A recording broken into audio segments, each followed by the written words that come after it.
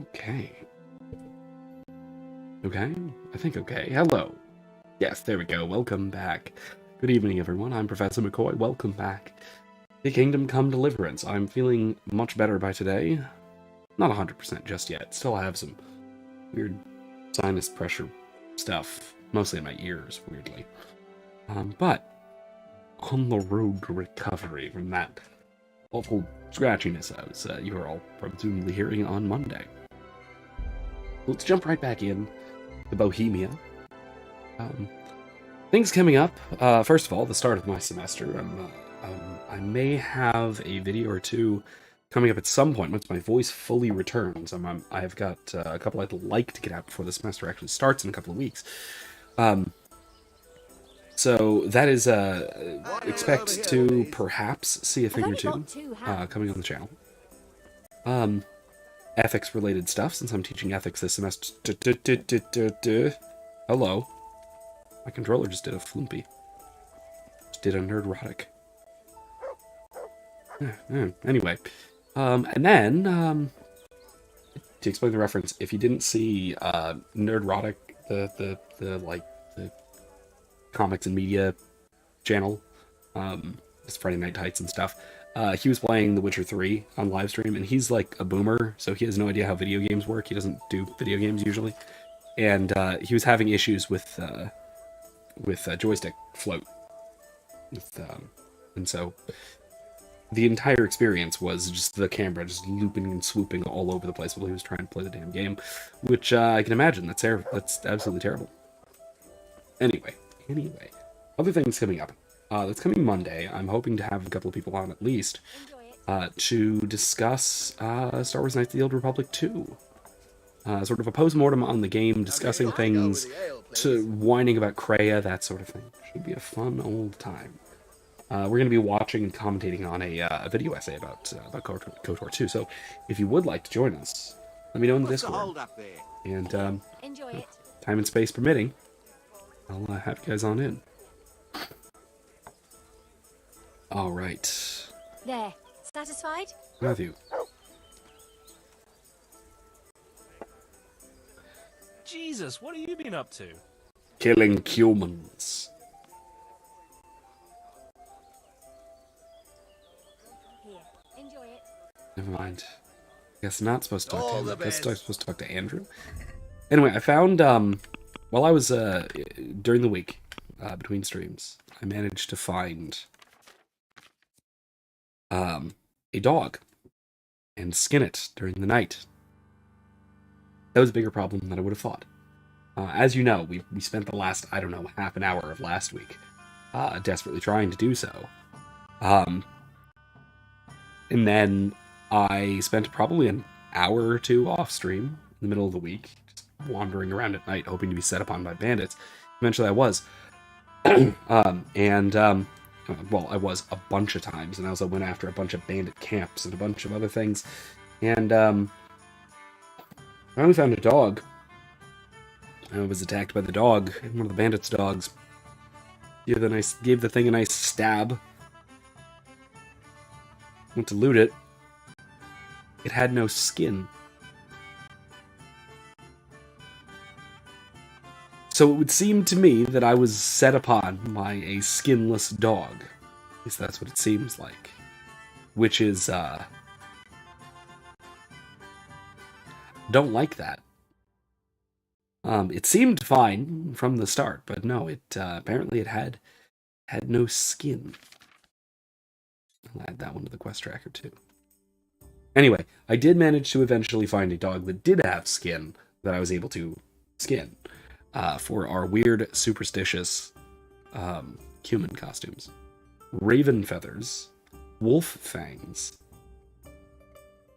and spooky dog skin. So I have to give these to Andrew. Here's to a good half. Jesus Christ be praised. Amen. I got fucking everything. Wonderful. He's not happy about it, though. May the Lord. Oh my god.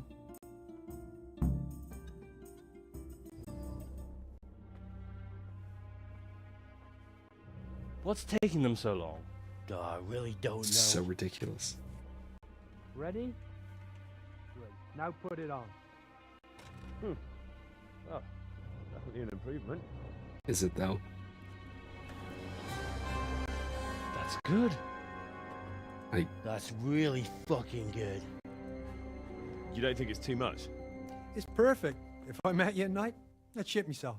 That's exactly what Cumans Where'd we look get the like. Says antlers? a man who's never seen one. Well, I mean, that's exactly what people think Cumans look like.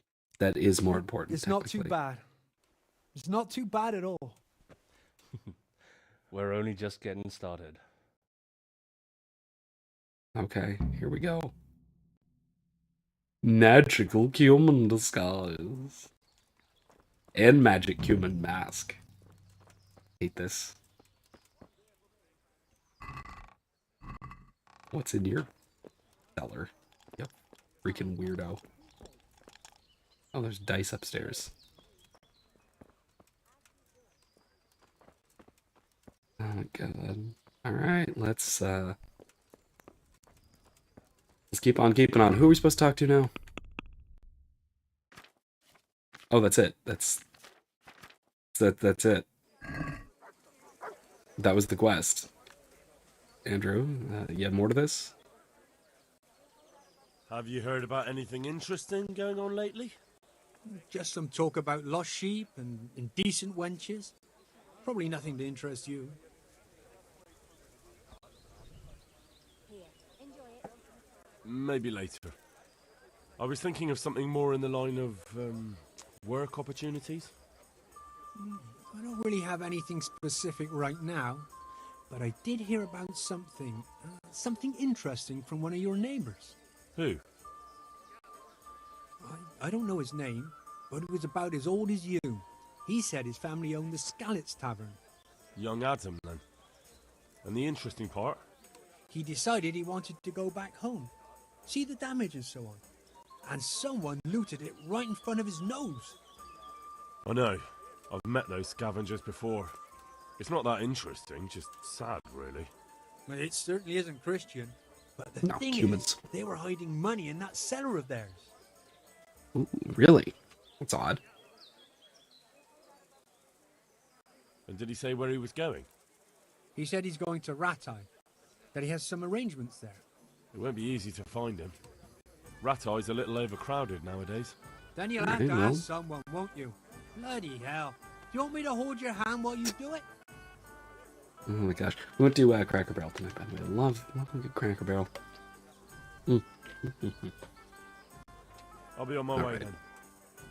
Go. And ask him when you see him. Maybe you'll think of something. Okay, let's go check this out, shall we? Rattay, huh? I love this little town. There's a little tune.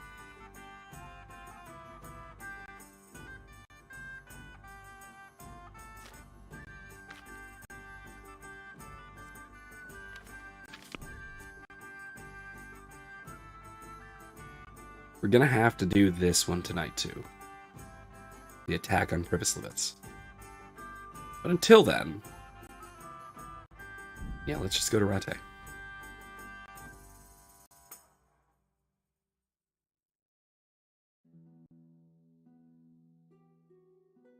I actually thought that we would be doing the whole, pretend to be bandits. Well, Cumans, and be bandits. And all that thing. I guess we're not actually setting upon anybody? I don't know. Don't know what to make of that. Adam, we're looking for.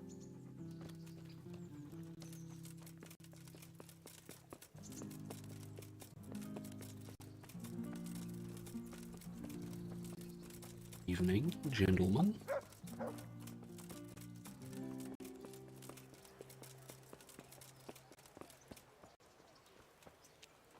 Anyway, so I also, I did think about, relating to the story I just told a bit ago. The skinless dog. I did consider making the thumbnail for tonight an AI-generated skinless dog. And I've got a decent one in the Discord server. Decent, not great. Not great. I can probably do better. But I didn't put in the effort to refine the damn thing, but could have. In any case, though, no, it's I didn't know how much of a significant deal that would be, so I didn't really decided not to make as big a deal out of it. Kanesh. Wait, I have your keys, Kanesh. I think. That treasure of yours you sent me to get. Did you find it? It belongs to Baron. But I couldn't know that. Really? Oh, fine. Alright, well. Let him off with it, I guess.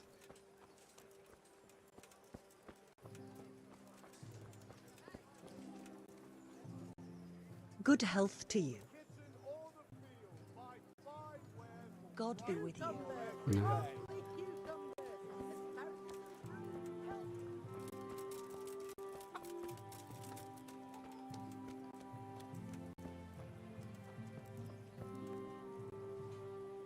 I'm at your service, Sir Knight. I'm looking for Adam. Do you know where he might be? The young innkeeper? Either with the horses or at the tavern. He seems to like one just as much as the other. Alright.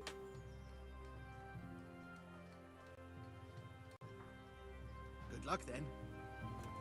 Horses. Where would the horses be? Not here, right?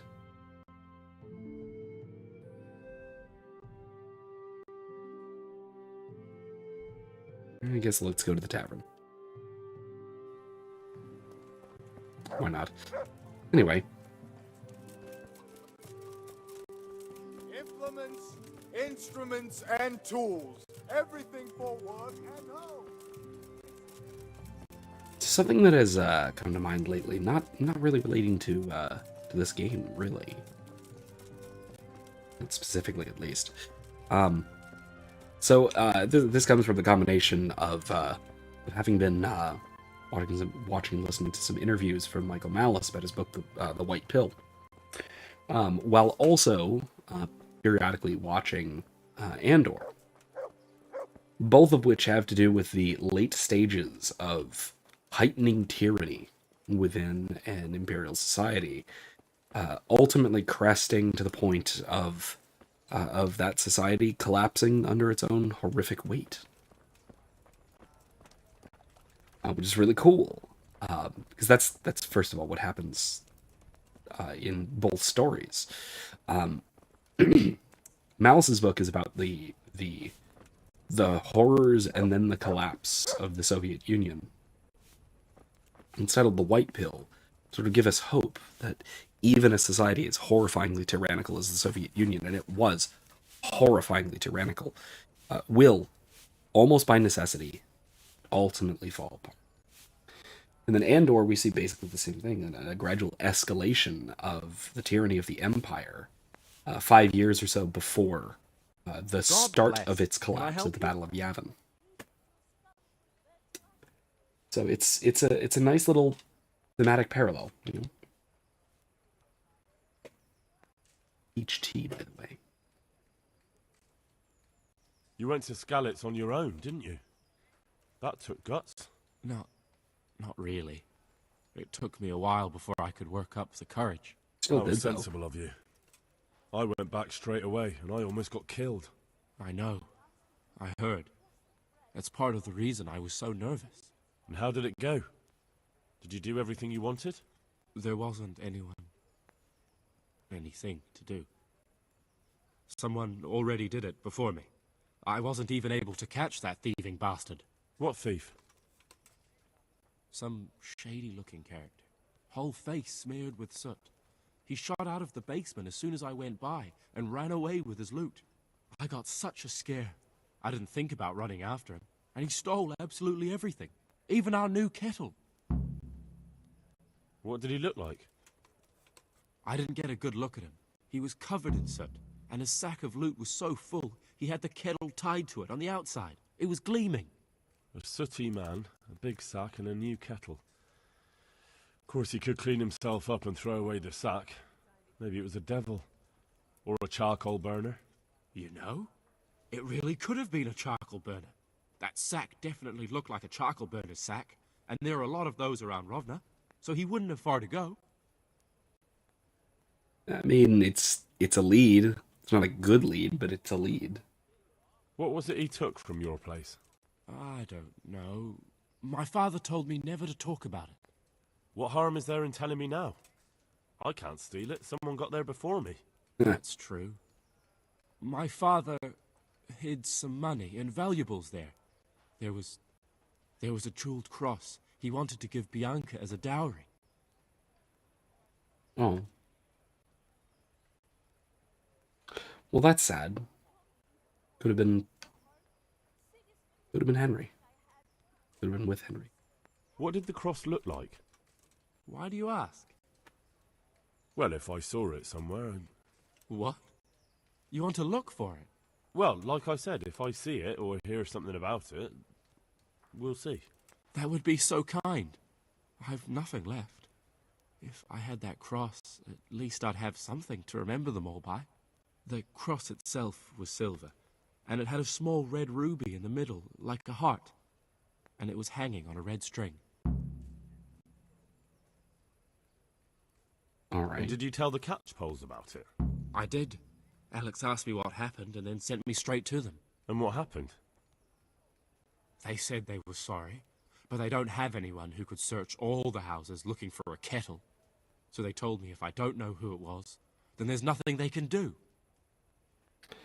I mean, yeah, it's really sad, but it's fair. Alright, let's see.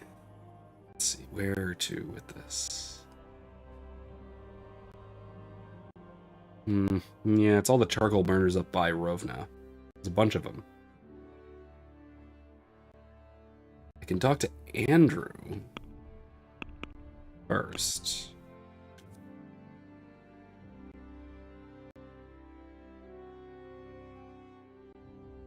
I can talk to him first, but I don't think I want to do that. I want to find the thief first.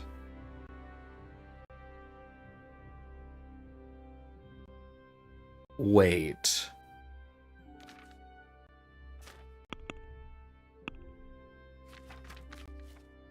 I don't have that cross, do I?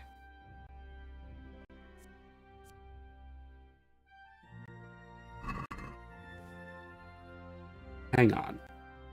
I'm gonna go to the mill real quick. I might have that cross. Because I stole a jeweled cross from Andrew, assuming it was stolen goods. And I think I was right.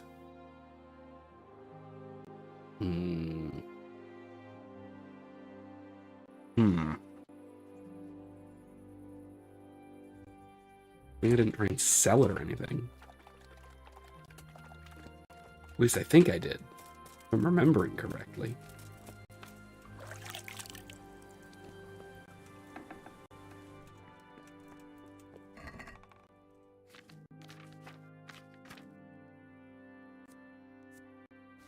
There it is.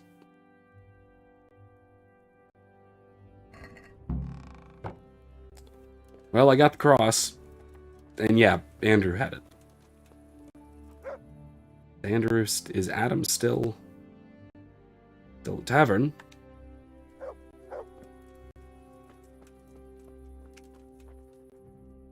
Oops, wrong button.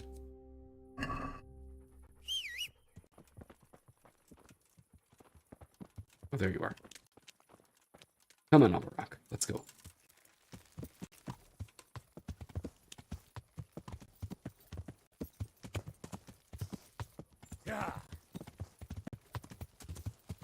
Back into town.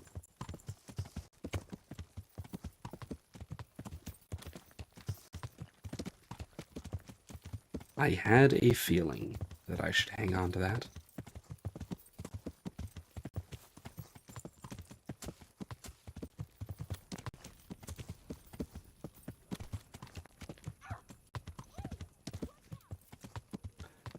All right. Anyway, one of the things I was thinking of in terms of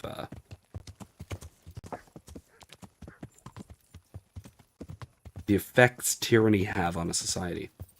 And this is actually something that you can see both in the White Pill and in Malice's account of Soviet Union, as well as very clearly throughout the Empire in Star Wars and some of the more realistic depictions of the Empire. Wait, this isn't the tavern. I didn't get there yet. Next. Here we go. Sorry. Oh, not sword.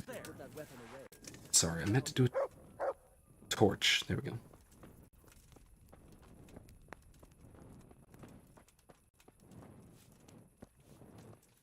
Where'd Adam go?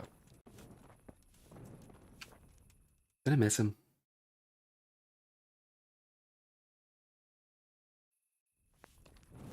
Yeah, I did.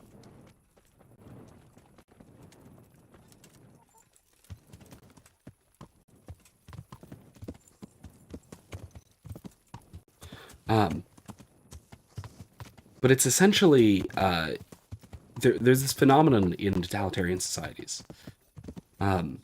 Soviet Union being the prototypical real world example of this, where people in a society cannot trust each other because you don't know who might be willing to report you to the regime. You won't believe it, but I found Bianca's cross. Really? How did you find it? It's a long story. And? It's yours. Take it. Thank you, Henry. This is the only memory I have of them. How much do I owe you? I don't want anything. I'm glad to do a favor for a neighbor. That's so generous of you, Henry. I'm very grateful. If you ever need anything, I'll remember it. Goodbye.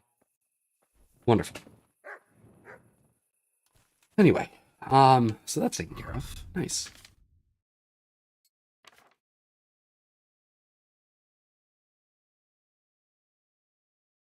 What does this do? Nothing. It's terrible.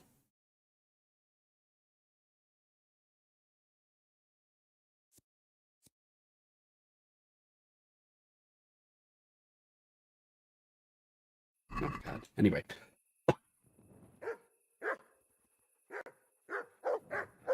Excuse me. Mod, stop it. Stop fighting. So yeah. I'm washing. Jeez. Well now. Anyway, so let's go back to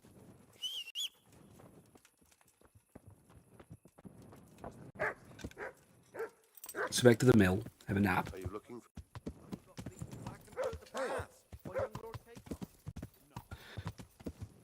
And okay, so how this always happens is if you don't have any kind of certainty about who you can talk to about what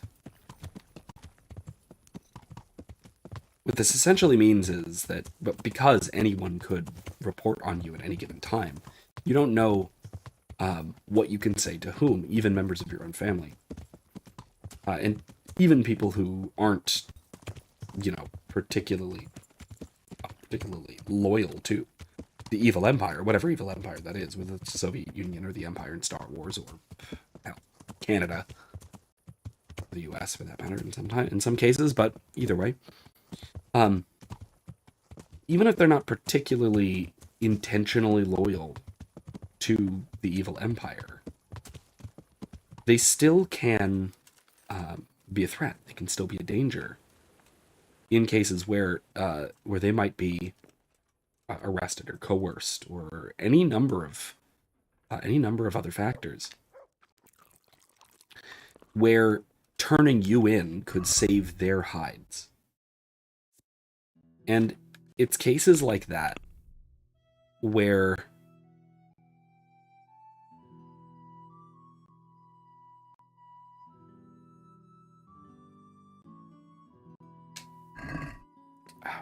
the effect of this sort of thing is far worse than just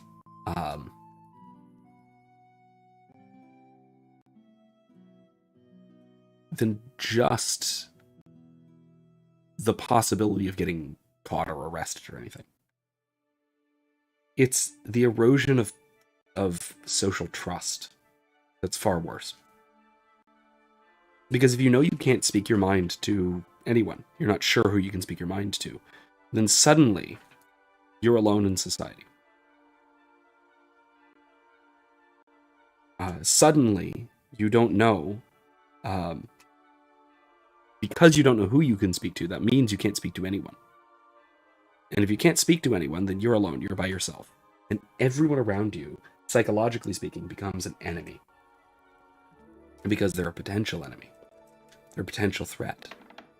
They're a potential threat to you because they're a potential collaborator with the tyrannical state.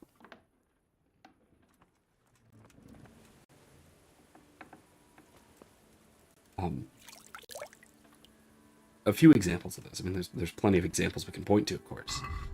But a few of them, we can point to the Soviet Union, right, where no one was willing to stand up to, was willing to say anything about the horrors of what was going on. So. Oh, the Scouts Priest. We'll come back and do that after we do Privis. Let's go to the Charcoal Burner. Let's do that first. All the way to Ravna.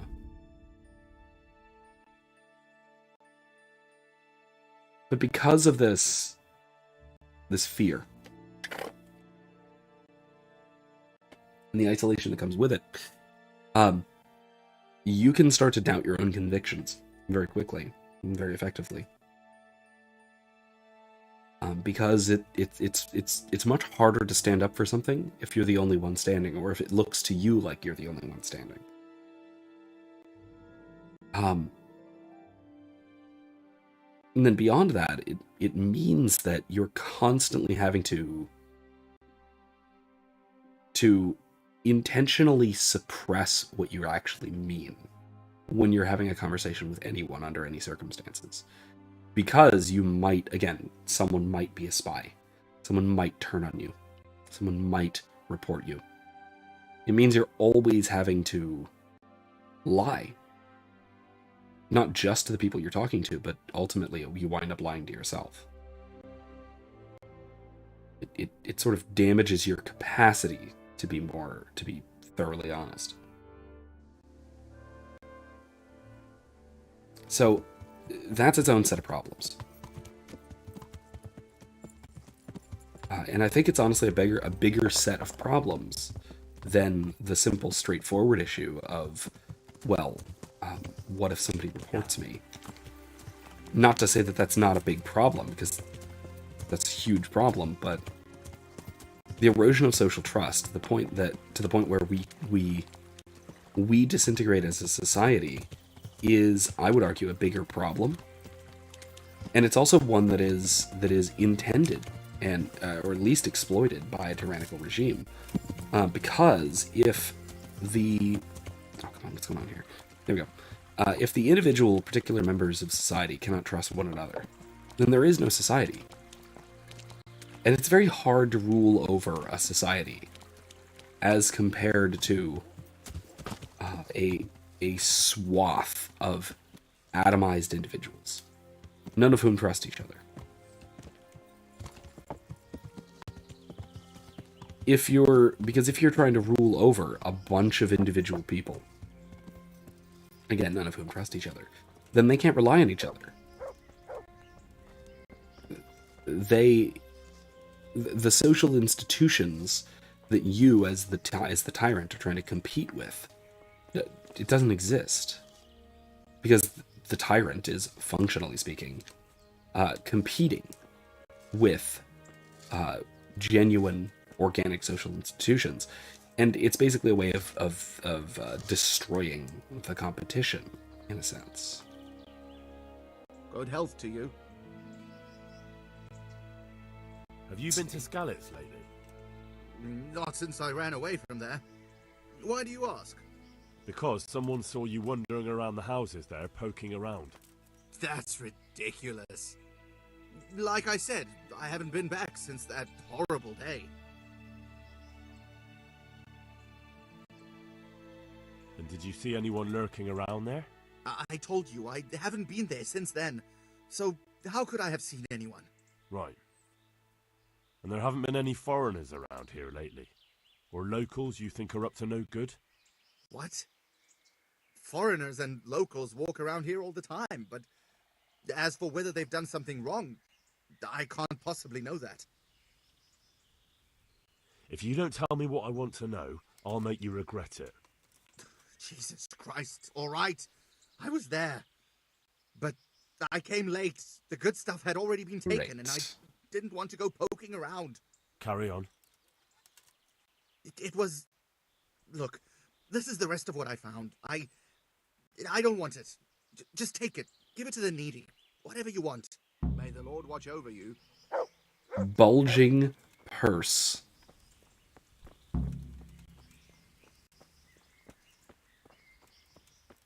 That's him. We'll give it to Adam.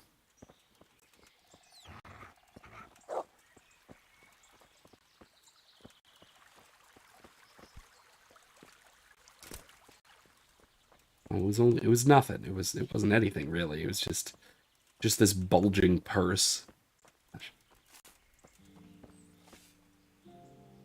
Jesus Christ be praised. Amen. Have you been to Skalitz lately? What would I be doing there? Everything burnt down. Someone saw a charcoal burner rooting around there. And how does anyone know it was a charcoal burner? I'd like to know. Well, they said he had a charcoal sack and... Sacks aren't hard to come by. Especially around Skalitz. Anyone could have one. Including the guilty man. Well, maybe it wasn't me, and you're looking for someone else. All right, then. I believe you. So you probably don't know who it really was, do you? No, I don't. There are plenty of charcoal burners round here, but who's to say it's one of them you're looking for? Fine. Thanks, then. Good luck to you. All right, well, I do believe him. Evening, Disciple Mike. Welcome.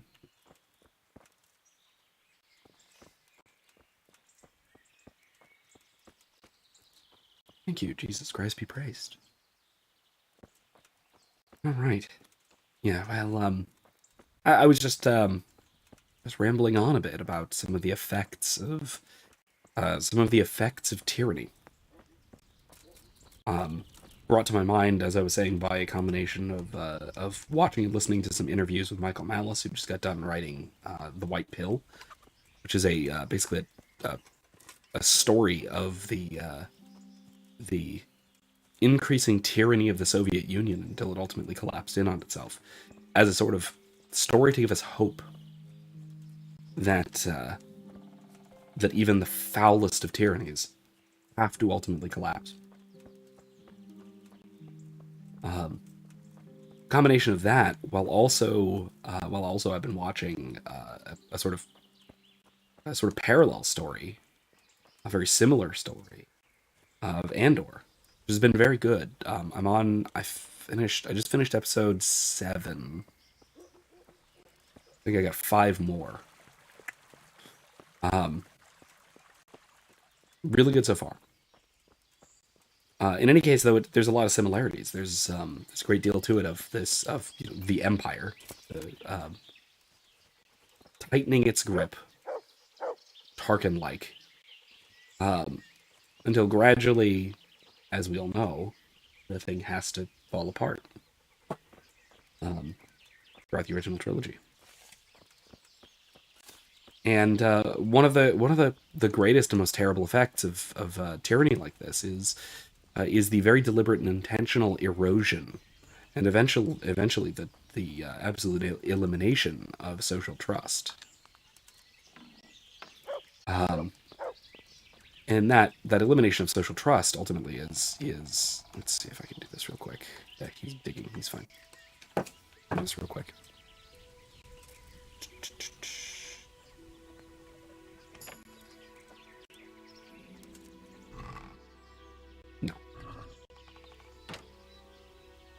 No, nothing suspicious. Just check. I'm seeing if these guys might be thieves.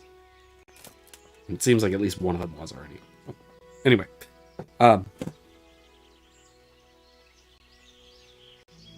yeah, this erosion of social trust, because anyone could be a collaborator, anybody could be working for the regime, or could at least turn you in to the regime, means that you don't know who you can trust, which means ultimately you can trust no one.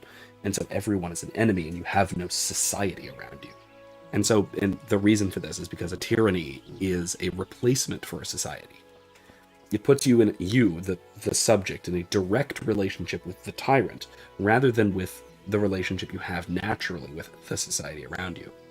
It's a replacement of a society with something inorganic and something, rather than something being mostly horizontal and then hierarchical within that horizontal set of relationships.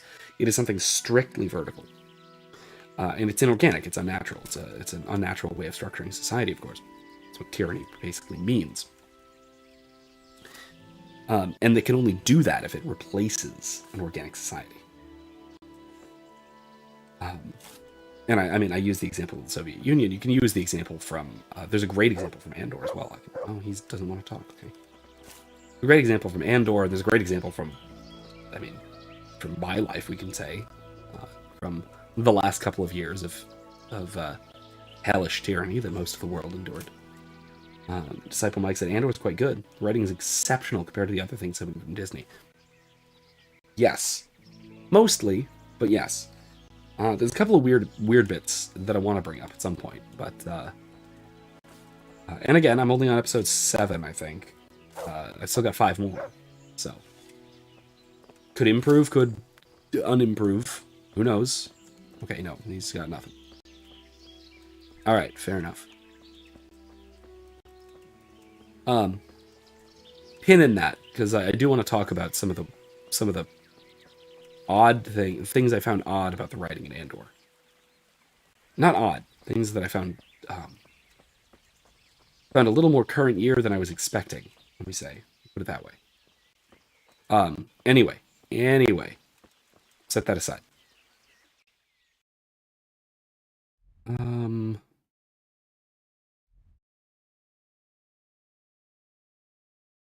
Yeah, let's go back to Adam.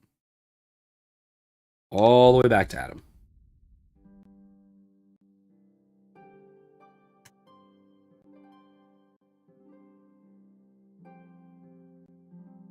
So yeah, it was an example from Andor of this sort of thing. I think this was in the last episode I watched, episode 7, that sort of interlude one.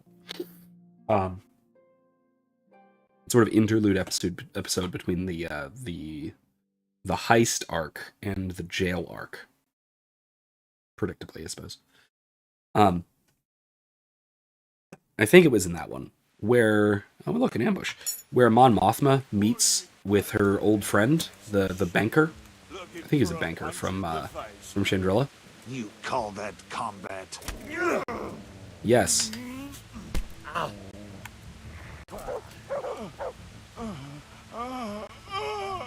Really? It's one unarmed man attacking me on the road?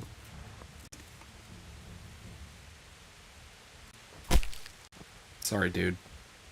Really shouldn't have done that.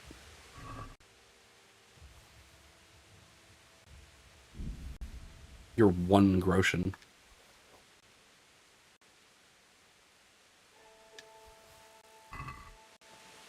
Good job, Mutt. Thanks for helping.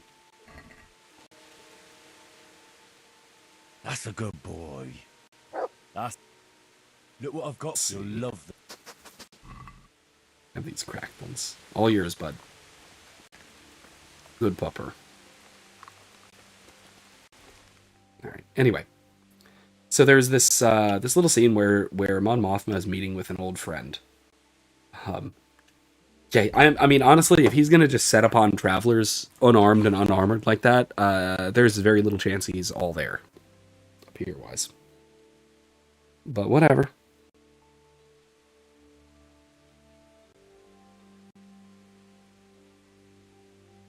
In self-defense against the mentally ill is still self-defense. To be fair, I could have walked on by him, but once I was engaged in combat, there wasn't much stopping it. Anyway, he reached for my sword.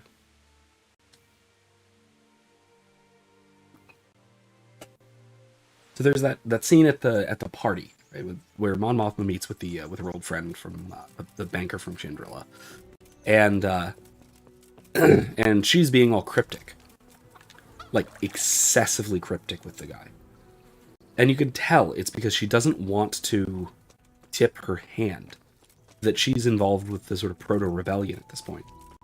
Because if she tips her hand and he's not fully, absolutely, 100% on board, committed, then like I was saying earlier, there's a very good chance that he turns her in. Like, even if it's not willingly, even if it's not just because, he's actually working for the Empire, or he's actually sympathetic, if anything happens to him or his family or his business or anything like that, evening Bubba, if anything happens, the Empire can dangle it over him and say, oh, just, if you're a powerful man, you must know someone who's involved with these seditionists. What can you tell me? I can see to it that your family and your business are all well off and are no longer bothered by the Empire, or yada yada yada, the whole shebang. Save you. So if it's anything like that, Mon Mothma doesn't know that he's going to be that reliable, and so she's having to be super cagey about everything. And is just hesitating to say even a couple of words about what she really means. Until he basically says, until he's like, all right, well, is this thing you need? Is this personal or political? She says it's political. Ah, I see. Well, then you might not want to talk to me about it. 'Cause he basically goes into this talk about how he and everyone back home on Chandrila sees her living on Coruscant as part of the Empire, and therefore part of the problem. And that her way of solving things, of political outreach and charitable givings and all that, is he and many people back home have come to see that sort of thing as insufficient and passive, and instead we should be what was the term? That my political opinions may have become a bit too extreme for your tastes, Mon. And then she just gives him a little smile. Says, but you haven't scared me off. You've set me free. Because what he's done inadvertently is indicated to her that he is a radical. He is radical enough that he is safe to talk to. And she flips it on him. And she basically exposes herself, not literally, exposes her ideology to him and says, no, I'm not what I appear to be. I'm not some mild-mannered senator. It's a front. And I need your help to do something right, but horribly illegal. And it's great. It's this phenomenal, subtly written, very subtly written political exchange, which is the exact kind of thing that would have to happen under a tyrannical regime like the Empire in 5 BBY, which had reached an incredible point of tyranny at that point. So it was really good. It was very, very good. But it's a shining example of someone reaches out just barely, not enough, and then somebody else just snaps a little bit and reaches out further.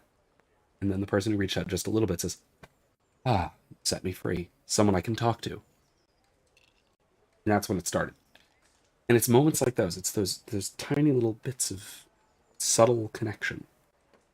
That's where rebellions can start.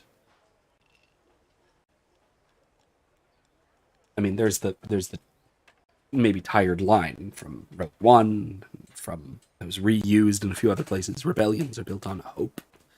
Well, there's that, but I think also rebellions are built on something like community, camaraderie.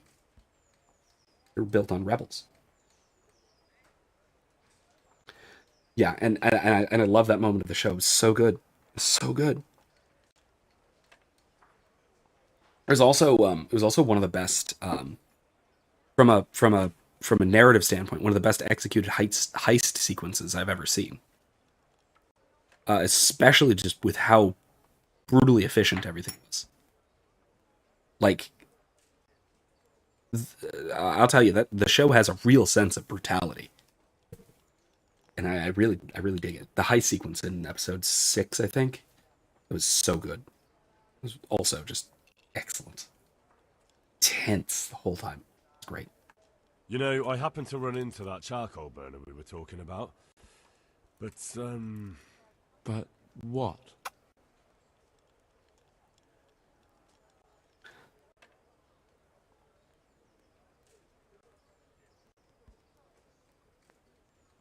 I got something, but I doubt it was everything. There was definitely more. But this is still better than nothing. Thank you. How much do I owe you? I don't want anything. I'm glad to do a favour for a neighbour. That's so generous of you, Henry. I'm very grateful. If you ever need anything, I'll remember it. Take care. I'm doing everything I can to return the valuables that were looted from my hometown.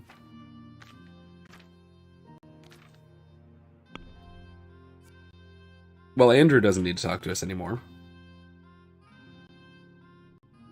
Oh, well. Time is it? Oh, gosh, excuse me. Well, right, I mean, yeah, Mike says efficient though, even though almost everyone dies. Yes, yeah, that's a bit of a thing. I'm just gonna sleep till morning. I can afford to. I'm on nothing like a time crunch, so whatever. But yeah, that's a thing. Yeah. But also, I mean, that's honestly brutally realistic. I mean, a job like that is not going to go flawlessly. And if anything even slightly goes wrong even at any stage, people start dropping. And I mean, some of the cases where people dropped was it didn't have to happen. Like, it really obviously did not have to happen. Like, there are plenty. Oh yeah, here are some spoilers. I'm not gonna say who dies. Actually, okay, minor spoilers. I'm not gonna say specifically who dies. I will not do that. But minor spoilers, I will say that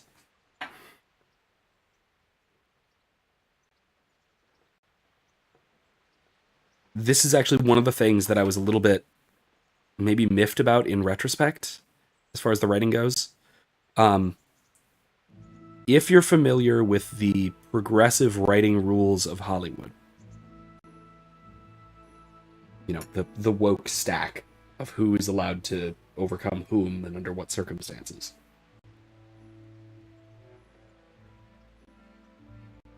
You can very easily predict who will survive the mission.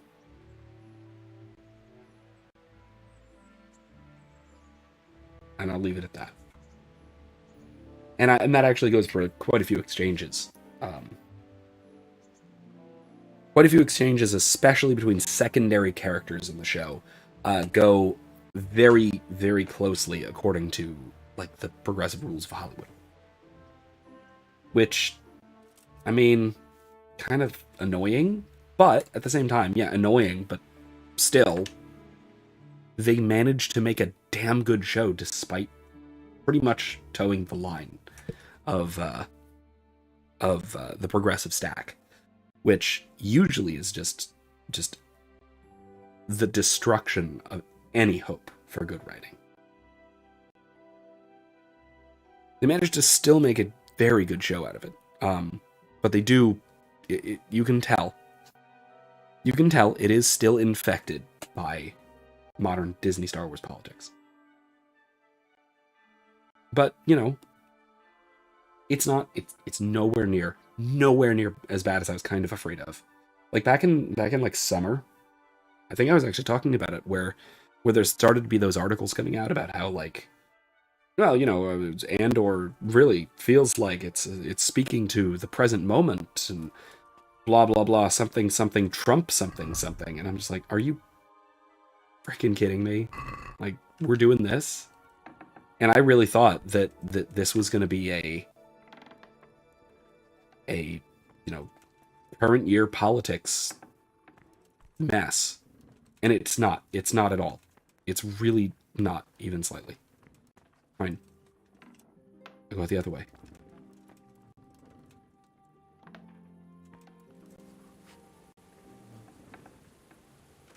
Yeah, the wokeness is not in your face, not at all. I mean, it's obviously there if you're looking for it. But it doesn't get in the way of the storytelling for once. And honestly, look, if you're gonna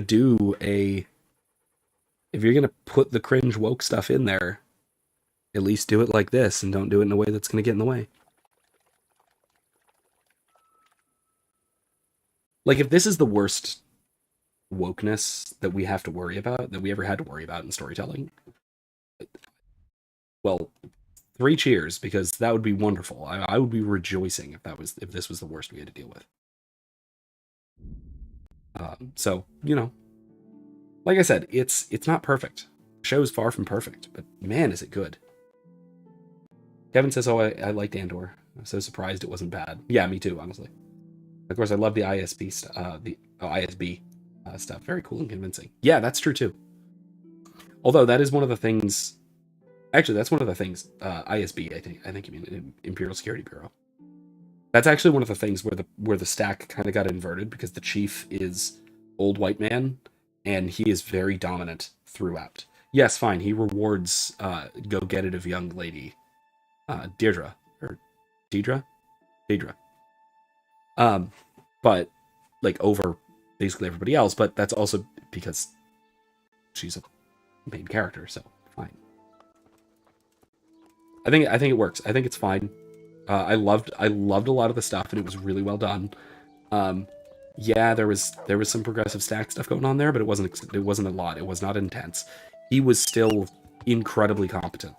Like, they didn't need to make the chief, the old guy, incompetent to make Deidre like better by comparison or anything like that, which is what you would probably get in any other show produced by Disney today in current year. So no, it was really good. Who are you guys and where are you running?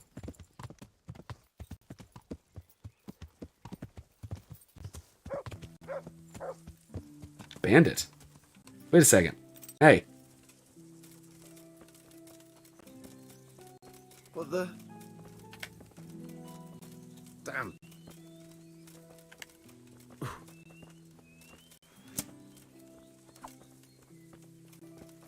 Look out.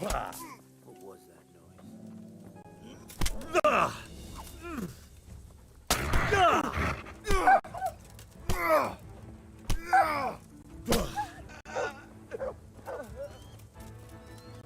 Where'd that other guy go?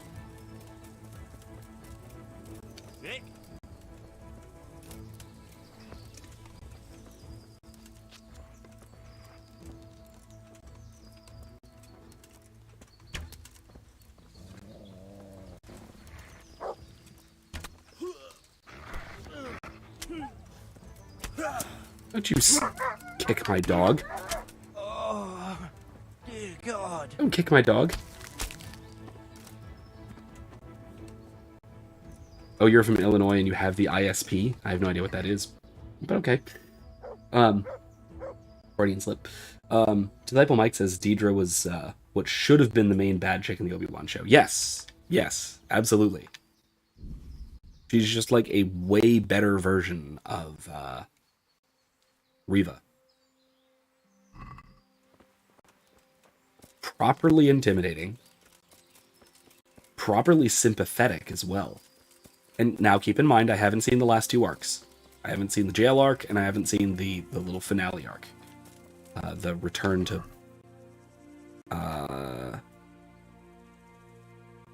what's it called? Marana. I haven't seen either of those. So, I don't know exactly how she winds up. I also love Cyril. I love Cyril. Cyril's amazing.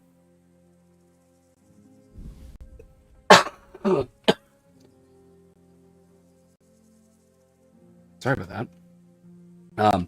Yeah, Cyril's amazing. I absolutely love him. Shard. I had one of those for the longest time.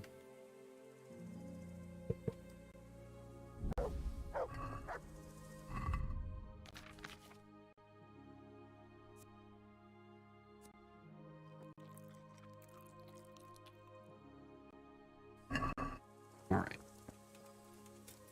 Anyway. Yeah. I actually, there are very few characters that I didn't really like. Didn't really like. I forget his name, the Navigator kid, the Navigator Idealist Manifesto kid from the heist. He was great. He really grew on me throughout that arc. So he was really good.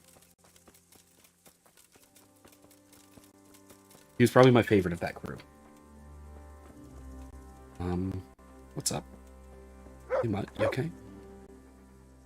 There's the good doggy. That's my boy.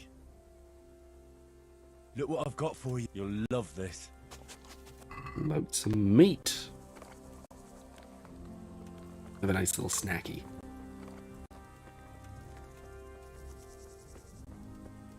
But yeah. It was, like I said, there were a couple of things about it that were a little bit flumpy, but overall it was excellent. I'm very satisfied. I'm very, very satisfied with Andor. If we could get more stuff like that, I'd be thrilled. But we probably can't. Now that said, the first couple of episodes of the Bad Batch were good. They were good. Don't get me wrong. So that's great.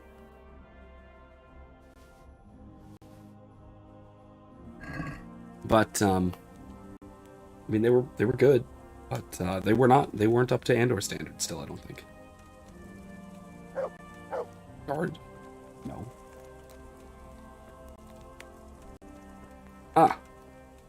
So Radzik. God be with you, Henry. Congratulations on winning the tournament. I'm proud of you. Oh, thanks. I'm back from scouting, sir. Excellent. What have you found out? I killed like 10 of them. There's an overgrown, ruined village in the woods where they're dug in. That sounds like Pribyslavitz. It used to belong to Sir Divish before Havelmedic attacked and torched it, and then imprisoned Divish. It's been left abandoned ever since. Sheesh. I was hoping they wouldn't be so organized. Earthworks and fortifications.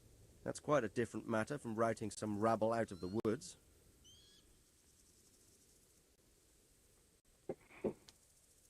I tried to count them. And how many of them are there? Bear in mind I'm relying on what you say. We'll have to call for reinforcements, and that's no simple matter. Every man that comes with us will be lacking somewhere else. And I don't want bandits pillaging some other town because there's no one left to mount a defense. I'm gonna say there's quite a few. Not there's a lot of them. There's quite a few of them there. Perdition. We'll definitely need reinforcements. I think the Talmberg men should suffice. I don't like leaving the castle unprotected, but there's no other option. It's mostly bandits in the camp. They're not villagers with pitchforks, but not regular soldiers either. No more than I expected. I have no fear of them, but underestimating the enemy can be fatal. There aren't just bandits in the camp. There are Cumans too, quite a few of them. Cumans, you say? Where the hell did they come from? Could Sigismund have left them there after he raised Skalitz? This is looking more and more serious. I took a look at their arms and armour. They're not a proper army, but they're equipped quite well. What about archers?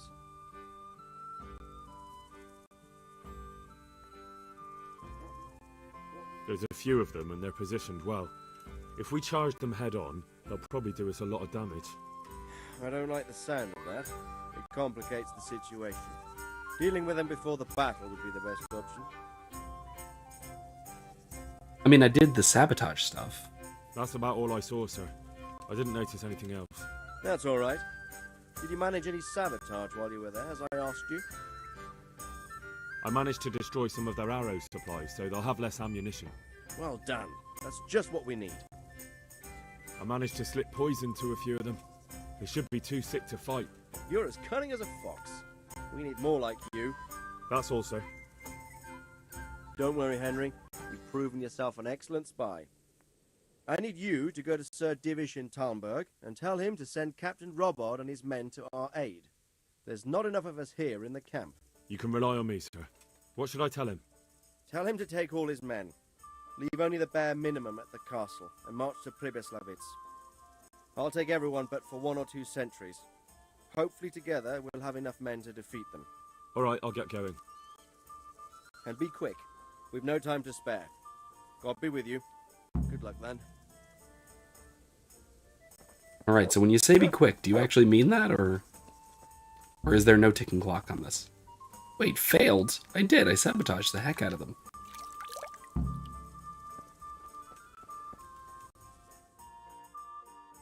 Actually, let's see. Now, is this actually... Ooh, I can just do more sabotage.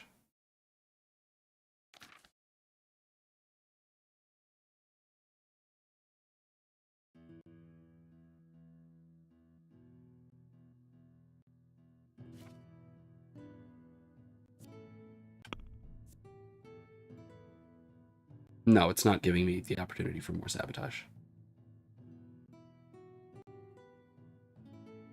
Alright, yeah, I'm just gonna go straight to Sir Divish. I'm gonna do this all right away. Let's just go.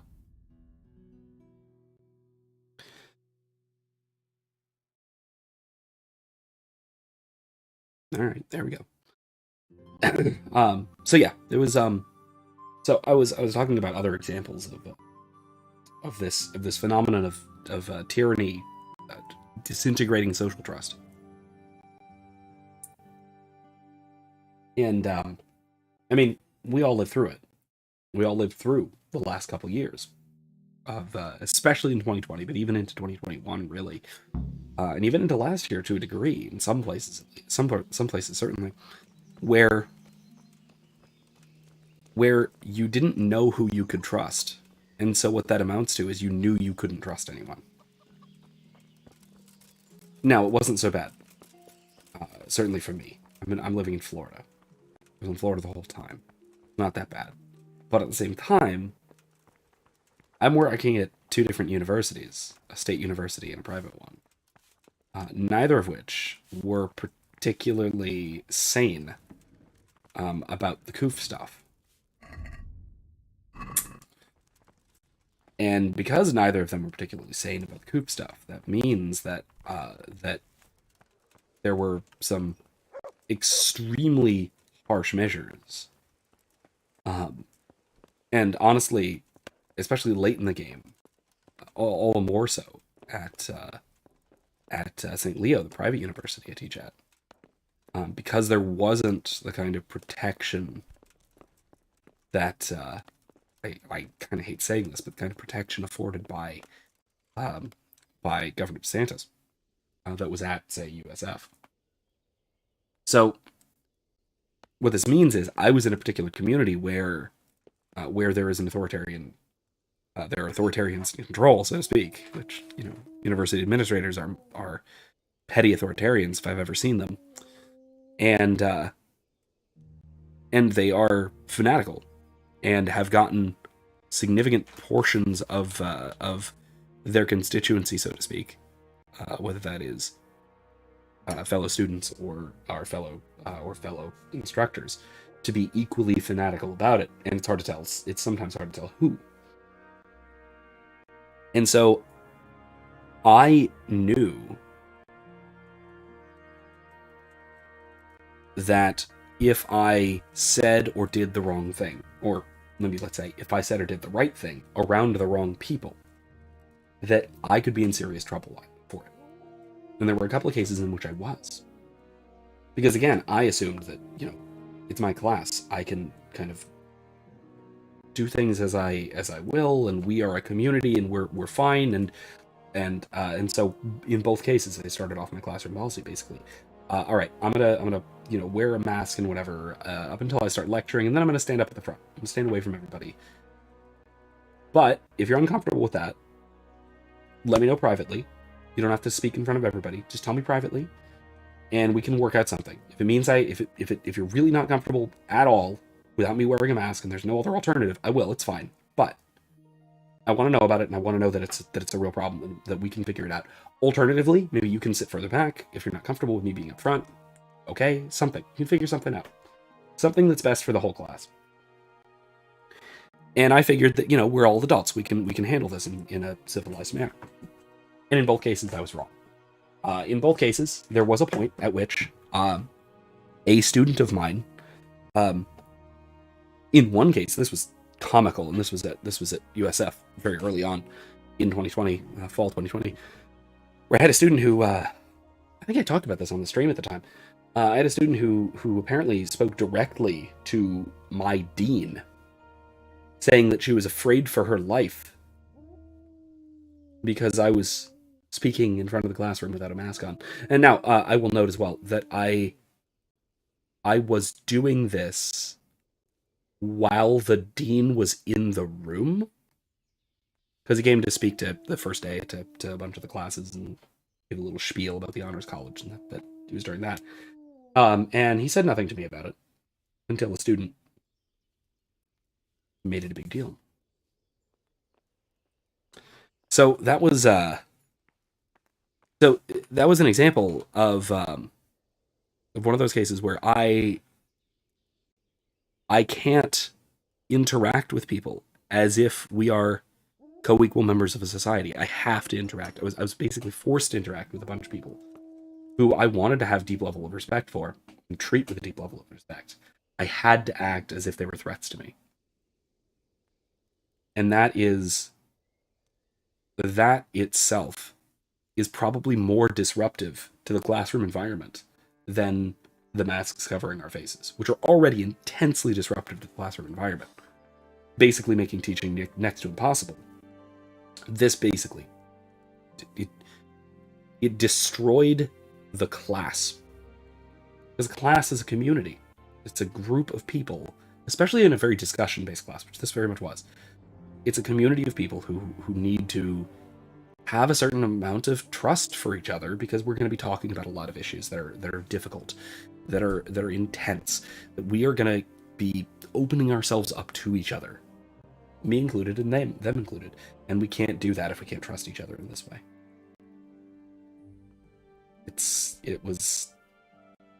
And I think that this kind of tyranny has affected the way that we think about each other as well. In maybe even at least in the medium, hopefully not into the long term, but possibly.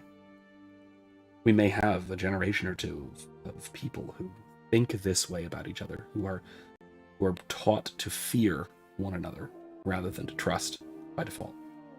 And that's maybe the greatest tragedy of all this, and maybe not. Maybe the greatest tragedy will be the economic turmoil. Maybe the greatest tragedy will be sudden deaths, so to speak.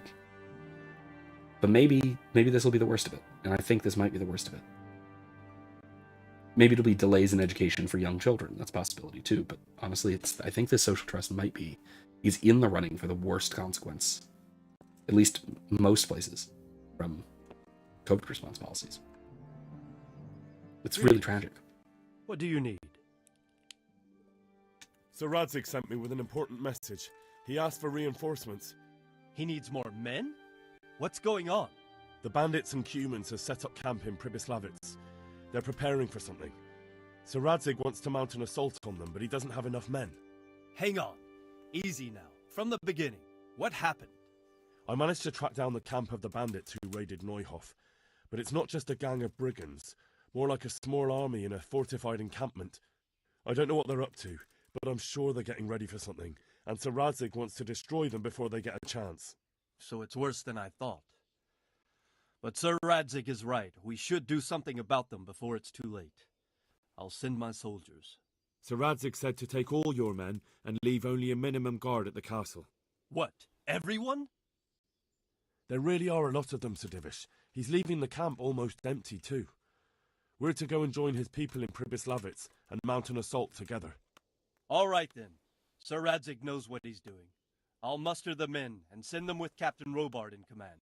Would you lead my men there right now? Let's go. First, though, yeah, Disciple Mike said, well said, Professor. I'm sorry about that. I can't even imagine. I just recently started going back to college, and it's all online. Sense of community is non-existent. Yeah, and so is the sense of scholarship, really. Like, another thing I've noticed, that at least at the introductory level, so it's something I've mentioned before, that at St. Leo, because it's a small private religious school, the grade distribution curve tends to be flatter, tends to be wider and flatter. Somewhere like USF, which is a big state school, has basically a normal distribution from very few Fs, lots of Cs, very few As. And for my class, it's usually intro, so it's bumped up a little bit. So very few Fs, a lot of Bs, very few As. Whereas that curve tends to sort of flatten out and spread out at somewhere like St. Leo, because you have a lot of people who are there because they really, really want to be. And so they're very dedicated, and they're very good scholars, and they're very interested in the subject material, and they get A's easy. And then you have a lot of people who their parents are paying for them to be there, or they are there purely for athletics or something like that, and they just don't care, even slightly, and they fail out of anything that you put them in.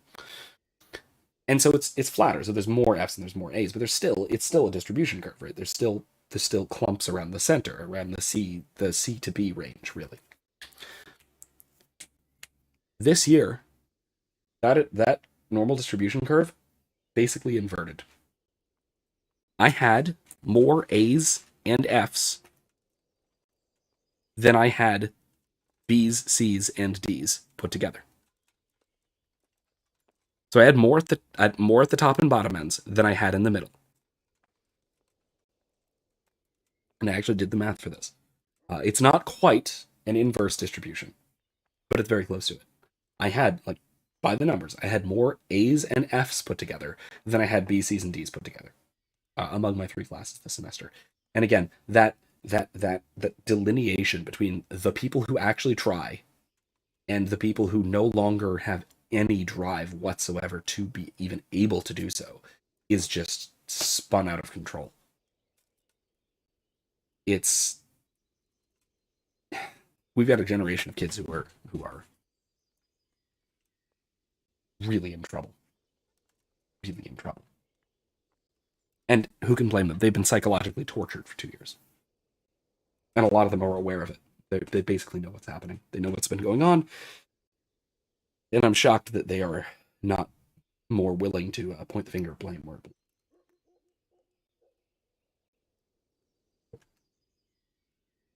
Anyway, yeah, no, let's go on before I Yes, sir. start issuing threats May God or anything. be with you in battle. God be with you.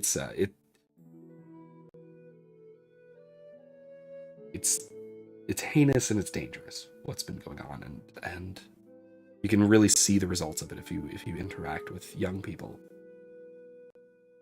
to any degree, or if you are a young person, you can see it probably. Yeah, I mean, maybe you can't. Maybe it's harder to see in yourself and in your peers. So maybe I'm glad I to don't see know. you, Captain Robard. I hope Henry's explained everything to you. Nightmarish though. He did, but I find it hard to believe. Who could possibly put together such a significant military force, and right under our noses?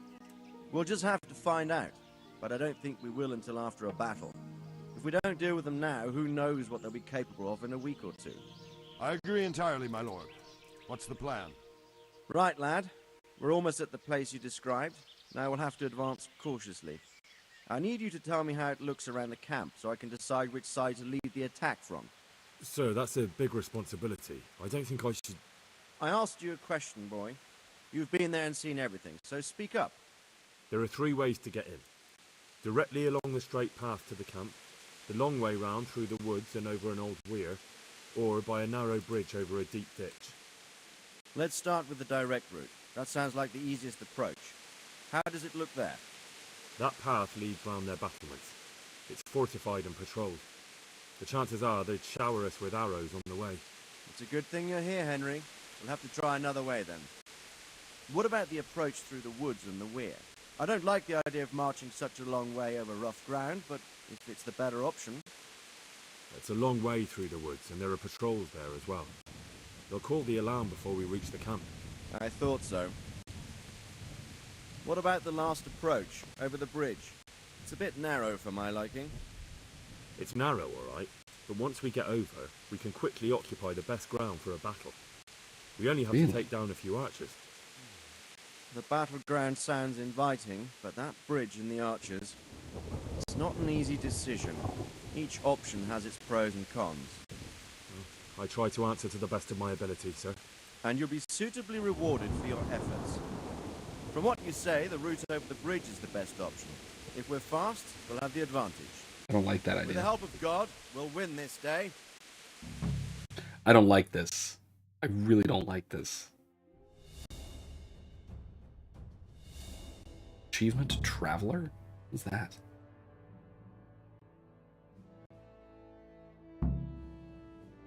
Fight your way into the camp.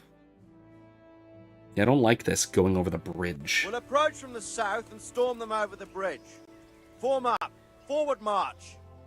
Wait, fast travel point? No. I've already unlocked this fast travel point. Yeah, oh gosh, excuse me. I definitely would have taken this way.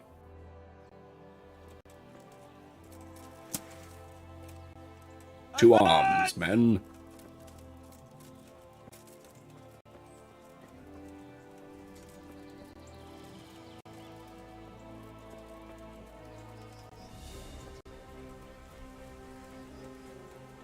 To the bridge, quickly! Get to the other side, as many of you as possible! Hold the position now! Forward! March!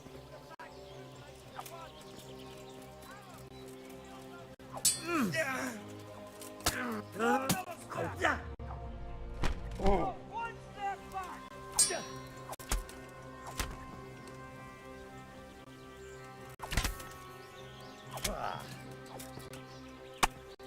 Oh, I've got an arrow in my chest.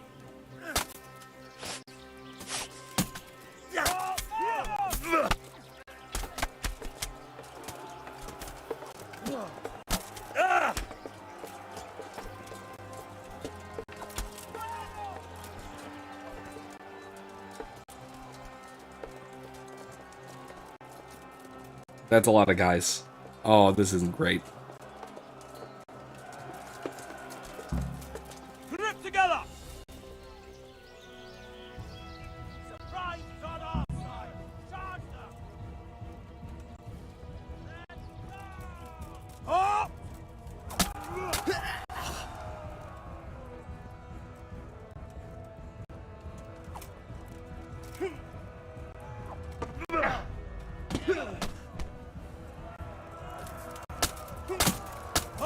Here!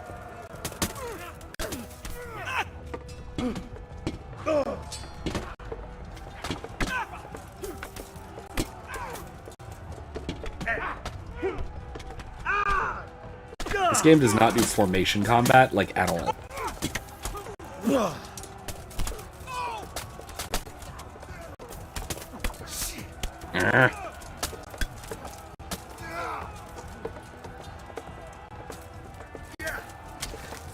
Also, this is, that little thing there, that was wildly unrealistic for a medieval battlefield. You would not be finishing people off in a fight like this.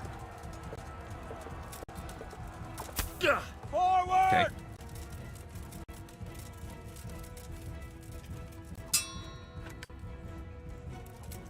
Move that wagon! Okay. Kevin says, dude, I'm 34 and I've changed. I used to be hopeful that our situation in politics could be reversed civilly. Now I'm stuck between stoic acceptance and thinking something more drastic is in order.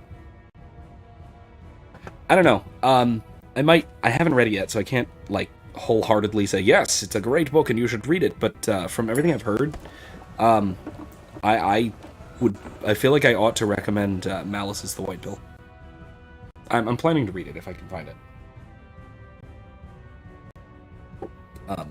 It's more of a history text, so I don't know if I can actually justify reading it while I'm supposed to be doing other things, but and it's the way he also describes it, like 95%, like the first 95% of it is black pill, black pill, black pill, black pill, black pill, black pill. Everything is terrible.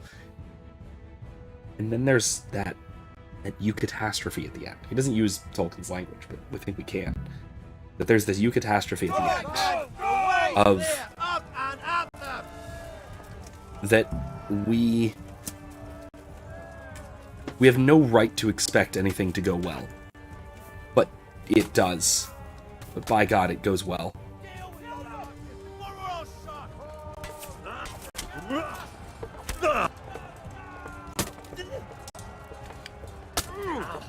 Ow!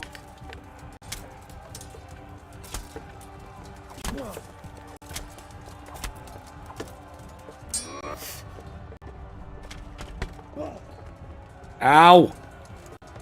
Stop!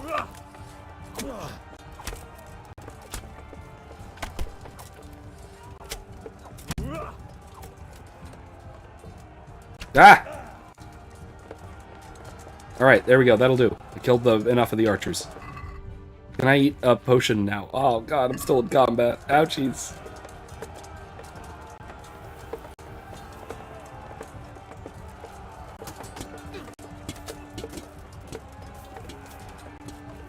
I'm doing a lot of bleeding right now.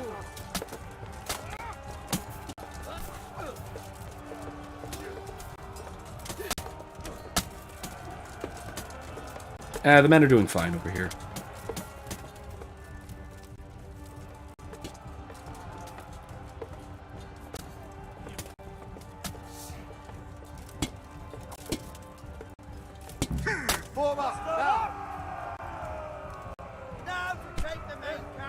Hey! Get ready, men. This will be the toughest ride. Go, go!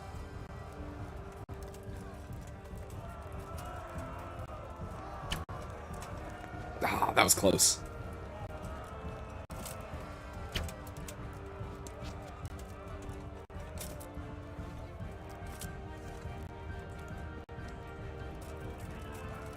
You little son of a bitch, you're coming down. You were going down. Hard.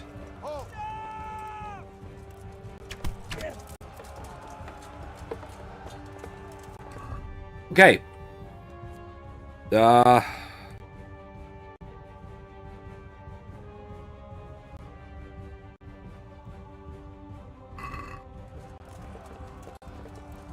Okay, let's switch.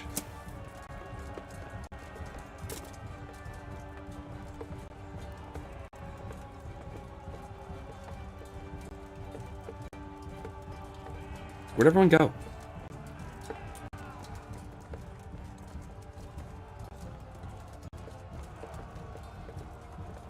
I really shouldn't have wandered off like that.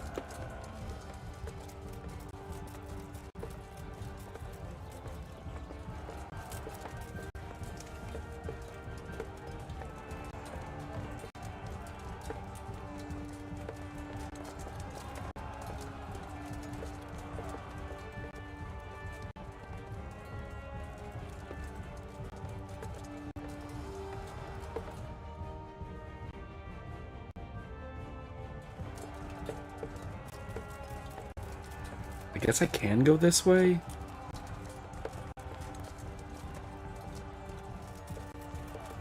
Oh, no, out and up. Okay, here we go, here we go.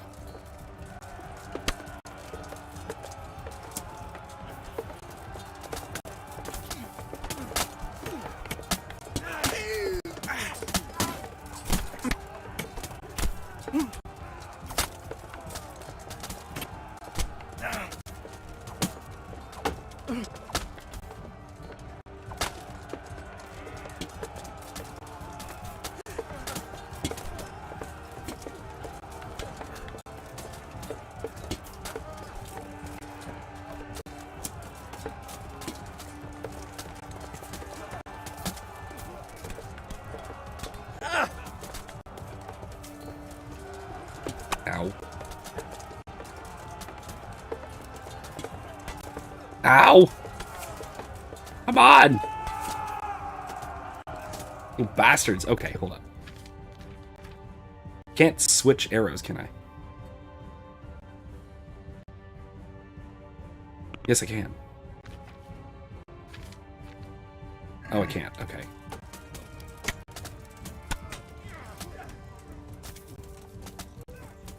Gotta be kidding me.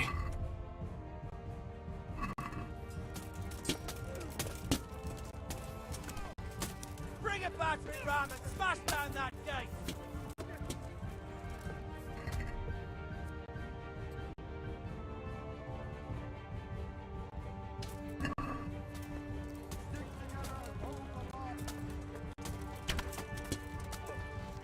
There we go.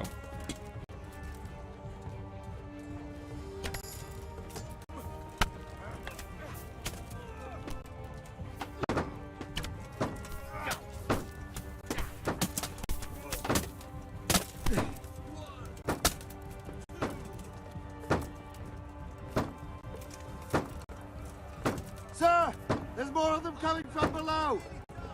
What the hell? To your post! Defend this fucking hill! Not one step back! No, you don't.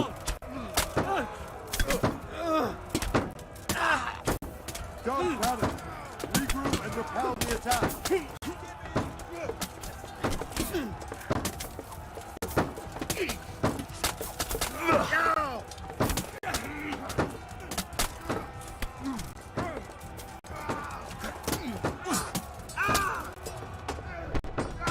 Ooh, ouchies. Got me.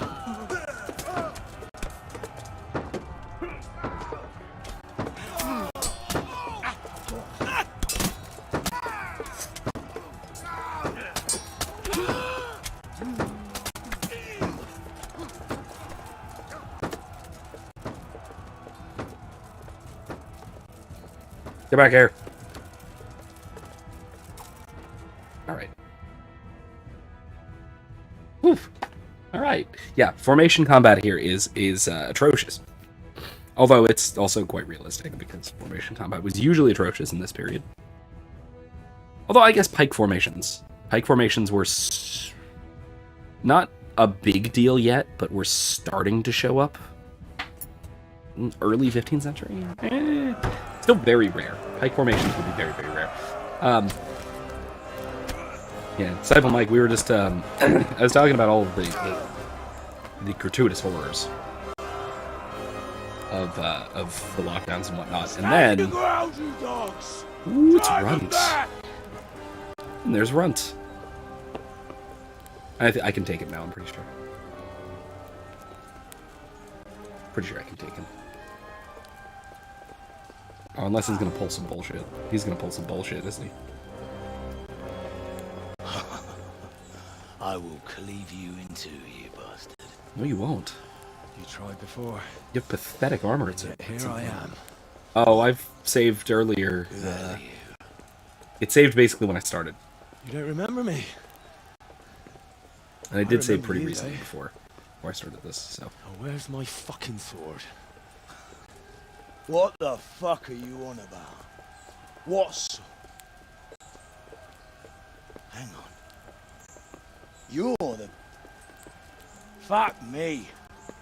I thought we left you to the crows. Tough little fucker, eh? What did you do with my sword? Judging by our last encounter, I'd say you made a big mistake coming here. Where's my fucking sword? But then again, maybe you've had some practice. I hope so. Yes, actually. This last time was too easy. Yeah, here we go. I've won 4 tourneys at Ratai. My specialization is longsword versus longsword, so this will be fun.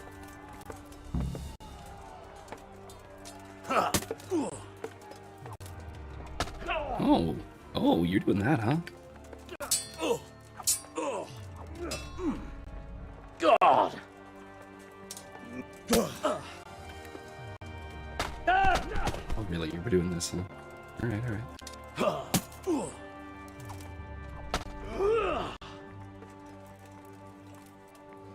Insolent whelp!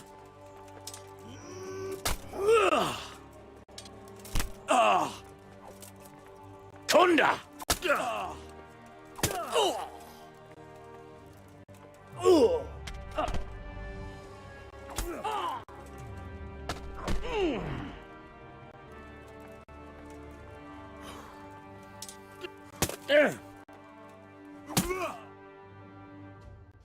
Use your bow. If you shoot him in the face, one hit kill. Ah, yeah, it's fine. I'm level 19. I don't know if you know that. I'm wildly over leveled at this point because I've done basically every side mission there is. I've also gotten relatively good at the combat, so not perfect, but relatively good.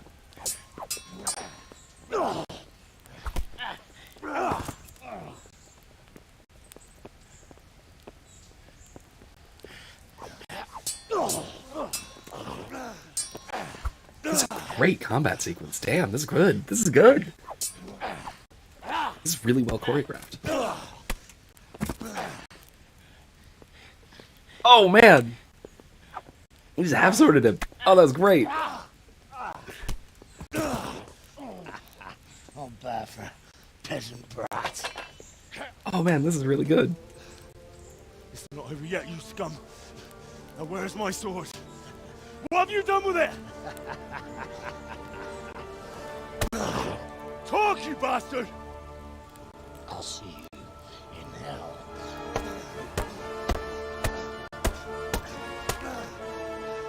Tell me, do you hear me? Tell me what you've done with it!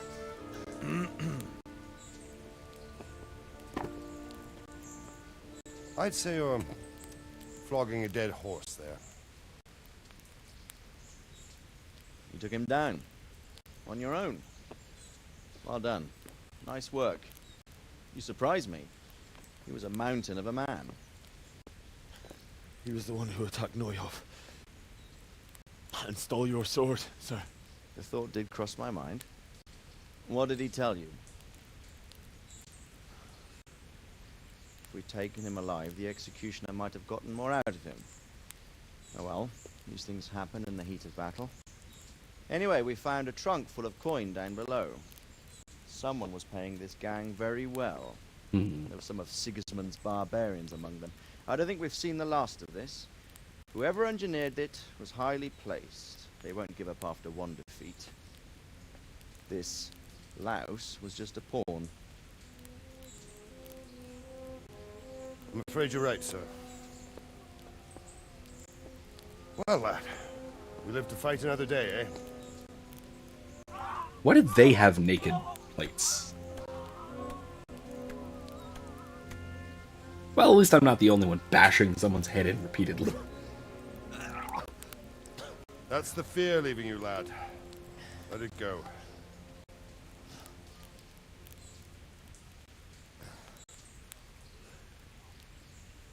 Now, put it all behind you. A decent Christian shouldn't dwell on such horrors. I beg to differ, sir. I never want to forget this. The time has come for those whoresons to pay for what they did to us. You're right, my boy. But first, we all need some rest. We'll meet later in the upper castle in Rattay and then decide what to do next. But come what may, you did a good job today.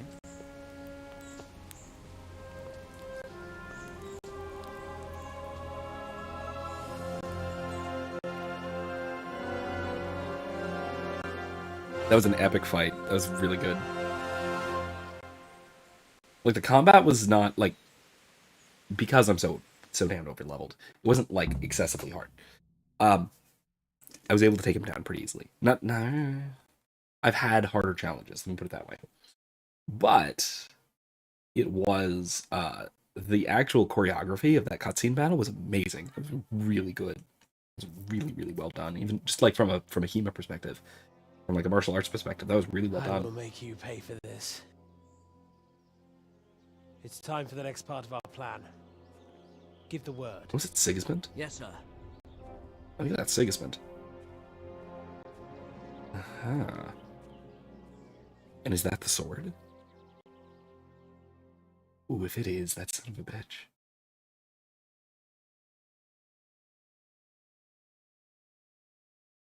Yeah, that actually is one of those that actually goes to show that you can, in fact, do decent choreography with a realistic historical moveset. Because that's the kind of thing that is really, really hard. For my own room at Perkstein. Where's Perkstein? Where the hell am I? Go to the upper castle. Okay. I could use a snack, but sure.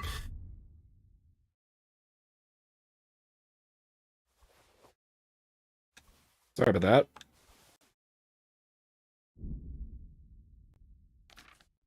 I didn't loot a single thing throughout that whole thing. I'm almost disappointed in myself, in my gamer instincts.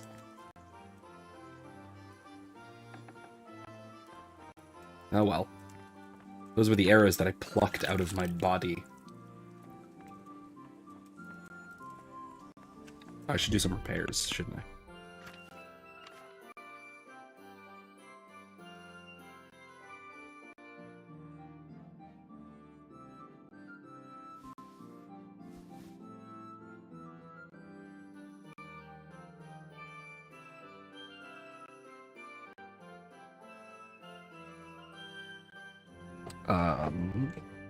One of those. I need tailor's kits.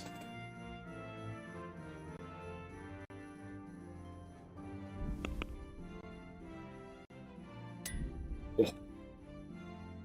I need tailor's kits is what I need.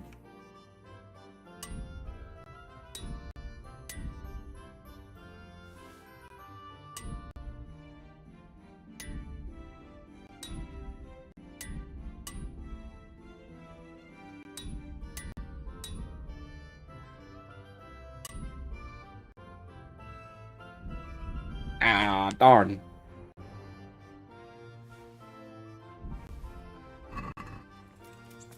Right, on my way through town, I'll stop by the tailor, and I'll stop by the armorer.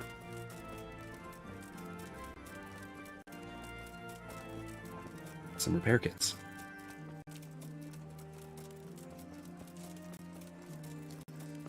If they're open. I don't know. Ah, they are. Armorer is open. My humble greet. God be with you.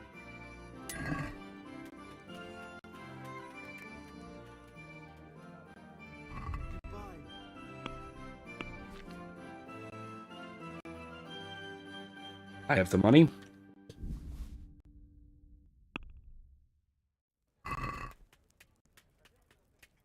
Can we do something about the price? Alright, so. I have the money. I'd rather not spend all that much, but I'll eventually need all these. So, might as well. Let's cut them down to like 2,800. What about this? That's not... I know it's not enough, but how close are we? 2,950? Aye. All right.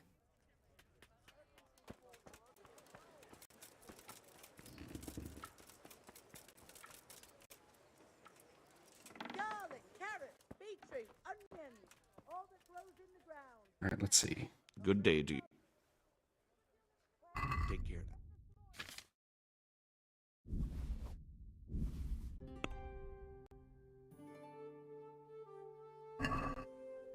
Knock him down just a bit. Can we do something? Well, we can... All right. Satisfied? You won't get... Fine.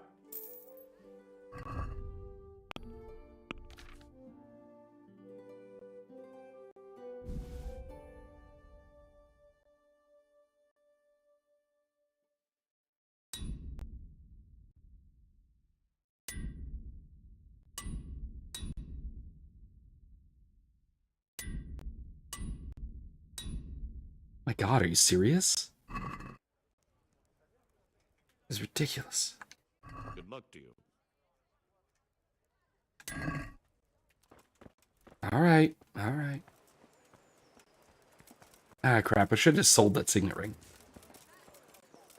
Oh well. I need more tailor's kits, is what I need. So I'm gonna stop here at the shop. Let's see if they have anything on the way over. Anyway. Yeah, that's actually something that, I know Shadowversity talks about this a lot, that it's actually quite the challenge, but not an impossible challenge, to make a fight scene both realistic and engaging. It's a challenge that is absolutely worth. Here, let me sell that signet ring. It's a challenge that is worth pursuing, though. Because you get stuff, you get a fight scene that looks like what we just saw, instead of either just bashing against each other like maniacs, which is the trying too desperately to lean into gritty realism, or on the other hand, just like wild flourishes and lots and lots of spins, let's say. There were a lot of flourishes in that fight, you'll notice, but a lot of them were very functional. A lot of them were integrated into blocks and integrated into, especially what's called fade blocks. Fade blocks, I think? Where you position the sword so that the other blade will land on it and deflect to the side, kind of thing. Basically bracing it. But things like that. It was actually really good. It was a really, really well done. Both realistic and showy fight. I'm afraid you were right when you said these hostilities wouldn't end at Probislavitz. That comes as no surprise. What has happened? My men reported 2 more attacks today. Ah, Henry. I'm glad you're here. It seems like we'll have another task for you. Come and join us. My lord. Greetings, lad. The bandits raided a few remote hamlets, but that's the least of our worries. They also attacked Merhoyed, and that's a much more serious matter. Merhoyed? Matthias is working there. They attacked right after the battle in Probislavitz. Bastards were probably trying to prove they're still strong. But there's a silver lining. The villagers held them off, and they even took 1 captive. He's wounded, but we can still interrogate him. Your Graces, I hope I'm not intruding. On the contrary, Master Tobias. Unlike There's actually only a Bernard, few you are the examples I bearer can think of of in good cinema tidings. of really good, So I gather from the coin showy, you carry. and also Tell me, how many groschen and did we also find in realistic. My lord, I'm fight sorry, scenes but like my that. news is no better than Captain Bernard's. These coins are very good. That is to say, well-made facsimiles, as we call them. What? I don't give a fuck what you call them. I want to know what they're fucking worth. That's just it, sir.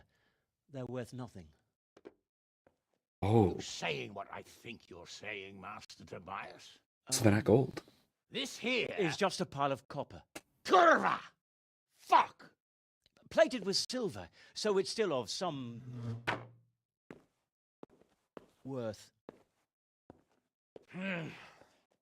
Curva! Fuck! Is it a lot of work to make such counterfeits, Master Tobias? I should say so, sir. Highly demanding work. Especially to make such plausible forgeries. They would need a well-hidden foundry, several craftsmen, and a source of material. But they could just be brought in from somewhere else, could they not? Well, they could, but then again, the silver mines are nearby, and these groschen seem freshly minted, so... So we are facing a foe who has almost limitless sources of coin. That's all we need. Doppelter. Well, gentlemen, it's clear what we have to do. Interrogate that captive bandit, find out their numbers, and promptly cut off their supply of money. Otherwise, they'll soon have another encampment. If they haven't already. I doubt it, sir. Merhoyed wouldn't have been able to hold them off if they did. Well, lad, I said we'd have work for you, but it never crossed my mind there would be this much. You've already proved your worth as an investigator, so I'm putting my faith in you again. Go to Merhoyed and question that captive. Find out where those brigands are hiding, how many there are, and what they're planning. And while you're at it, see if you can find some clues as to where this counterfeit coin is coming from. Very well, sir. Good luck. We're counting on you. All of us. Come report to me as soon as you know anything. I'll be at the lookout point near Talmberg.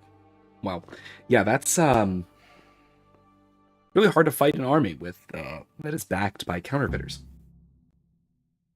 Just as anyone who has fought against the U.S. since the Federal Reserve was initiated. You know, the 20th century. At least it's hard to fight a conventional war. You can still be insurgents, but I don't think that the Lords of Lipa are going to be waging an insurgency war against a bunch of bandits funded by the contender for the Holy Roman Empire. I wonder if it's Vranik. I bet it's Vranik.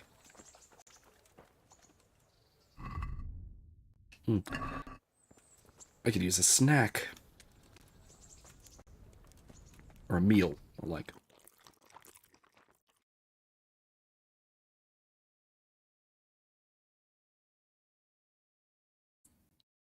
Alright, I'm gonna go ahead and do a side quest now.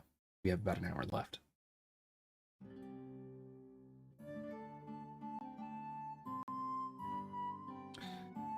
Yeah, as far as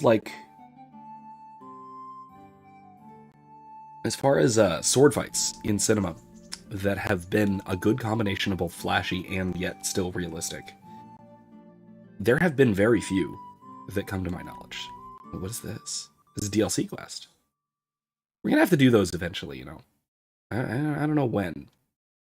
Somebody give me advice as to when I should do the DLC quests, because I got this one now here. I got the one about Teresa. And I've got whatever this one is. Oh, from Samapesh. I guess that's it for now. The 3 of them. Thought there was a 4th, but maybe not. Alright, let's go to Sasau and ask about Skalit's priest. And let me get my horse first. Ah, there you are.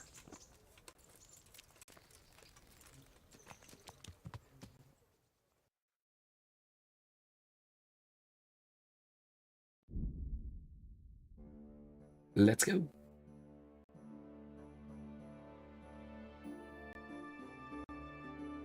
Examples of sword fights that work really well, both from a show standpoint and also a technical standpoint. The duel.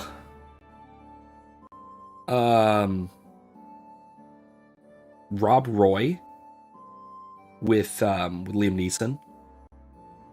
That was really good. The sword fight, the sort of climactic sword fight at the end of that one. That one's actually really good. It's a little bit. It leans a little bit more towards the realism and less towards the showy side, but it still accounts for a good bit of realism. So that's good. That's good. Could have been better, but it was very good. Gosh, I don't know.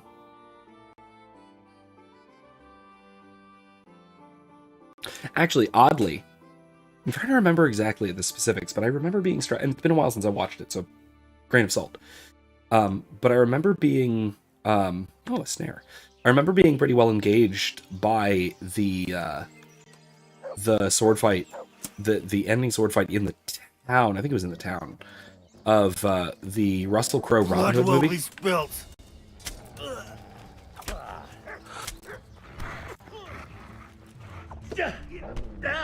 Oh, jeez. Really? You'll get what for? Get him.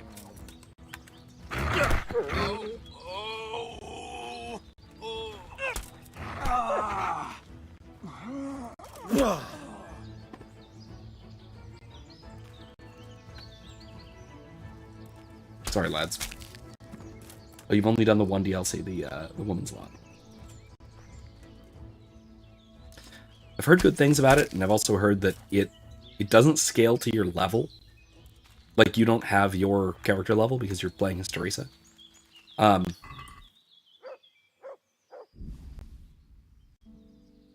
that also, it's the combat is technically quite difficult. So I should have. So I waited a little while. I didn't do it like right away because I was a little bit spooked by that because I was very bad at the combat when I first started playing this game. Almost comically so, if you go back to the first couple of streams.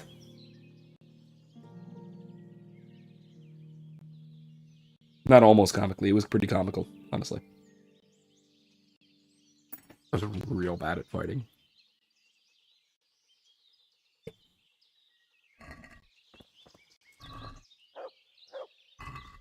Okay.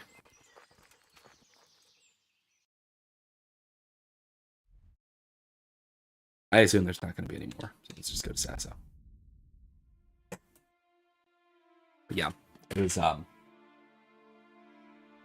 yeah, I seem to remember the fight between Robin and what's his name? That pointy face guy who was a villain for like in every vaguely fantastical movie in those several years, in the early 2010s. Late noughties, early onesies. Good on bread and for frying. The bad guy who was not the Sheriff of Nottingham and who was not Prince John. The bad guy who was invented strictly for that movie. No, I don't want to break into the church. I want to go into the church. Can I just go into the church? It's raining. Shelter, please. Shelter, shelter. Ah, here we go.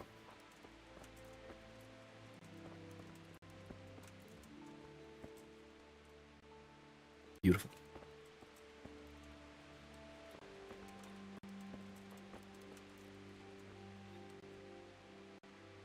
Such a gorgeous triptych, too.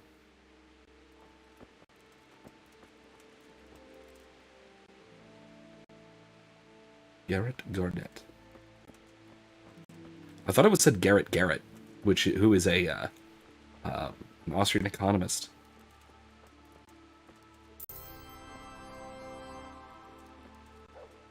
Or the Fabian.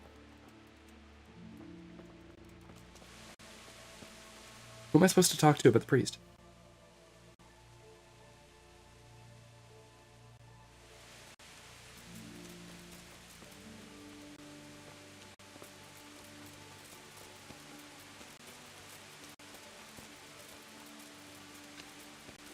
Oh, I guess I can talk to this. Wait. This is the Gravedigger. How would he know about the priest? Hello? Oh, there you are. What's up? Father, I need your help urgently. Yes, You? yes. I recognize you. You're the Scarlet's blacksmith's son. Yes, that I am. I'm sorry. What did you want? It may sound strange, but I need you to go back to St. James. The locals need their spiritual shepherd. No. No, certainly not, my boy. That's one place I shan't be going back to.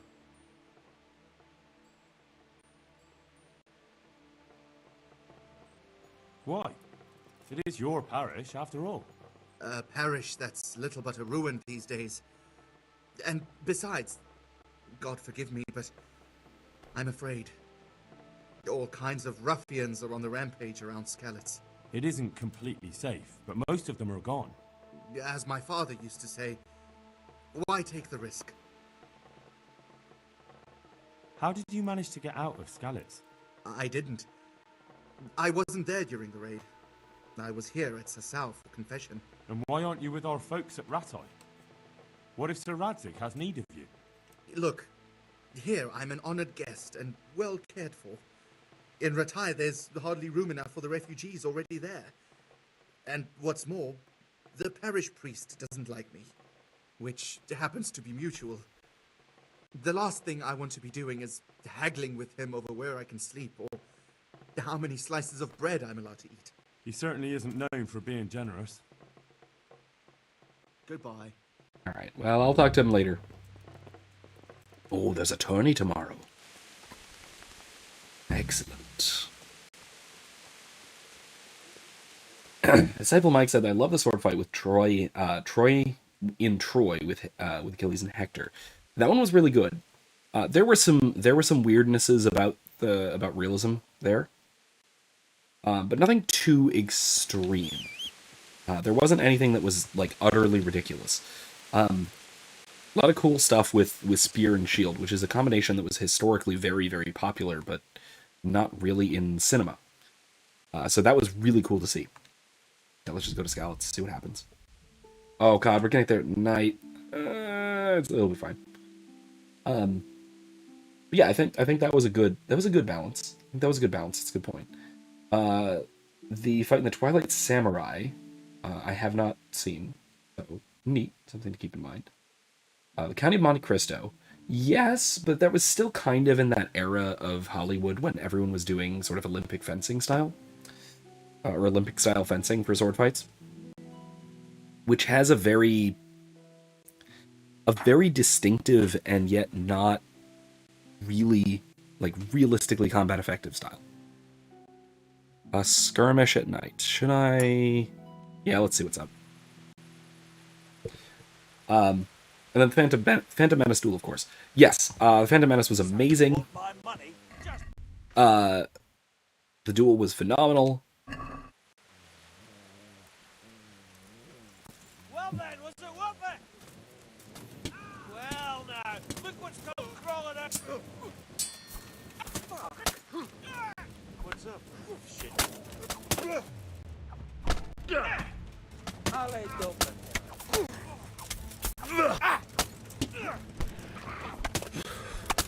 Who was hitting me? Oh, he's dead. Okay.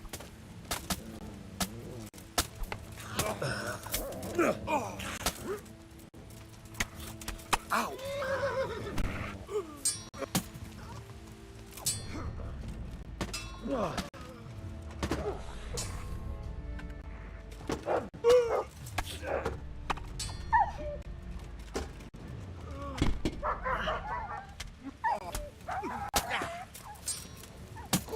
Now you're done for.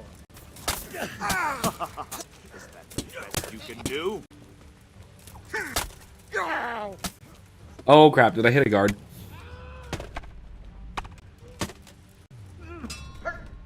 Go!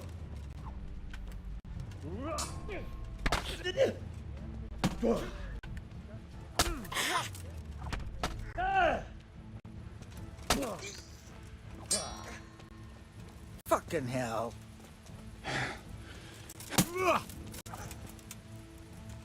Ow!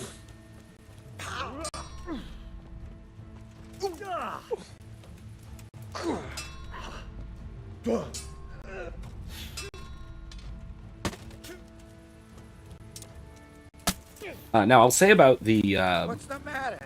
Come on! I'll say about the Phantom Menace duel that it's very overly flashy, and part of that is why it's so like incredibly fast paced. But at the same time, I think that's reasonably realistic, given who is involved in the fighting. You there! Stop! Surrender! You've committed a crime, and I'm arresting you. Come on, then! You win! Okay. Jesus Christ, you killed someone! You murdering fucker! It's jail for you, and I hope you rot there.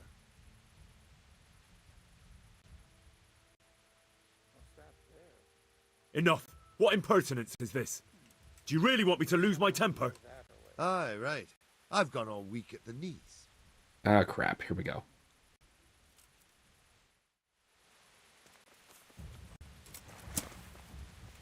I'll just kill all of you if I need to. I don't want to, but I will.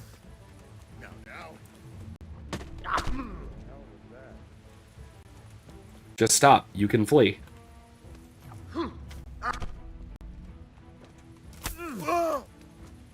Is that all you...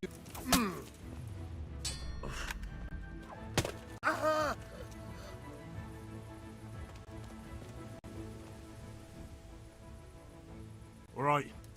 I'll let you go. I understand. God be with you. And with your spirit, sir. Sorry about the misunderstanding.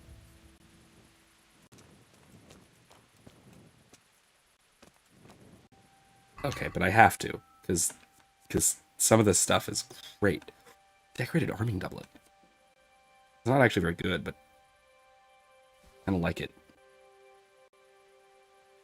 Golden spurs. Okay. Roshan. Skull. Good to sell. These plate core. Aquarius. Noble gauntlets. Nobleman composite josses. Noble coif. Sasau. Well, of course it's Sasau. Need a smoked sausage.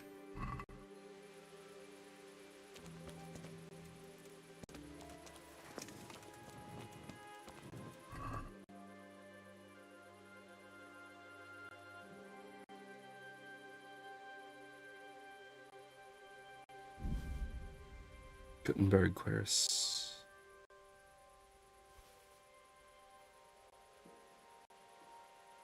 Riveted bonds, nah. Sasau.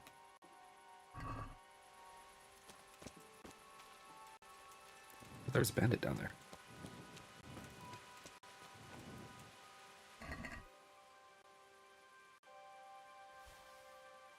Nothing here worth really taking.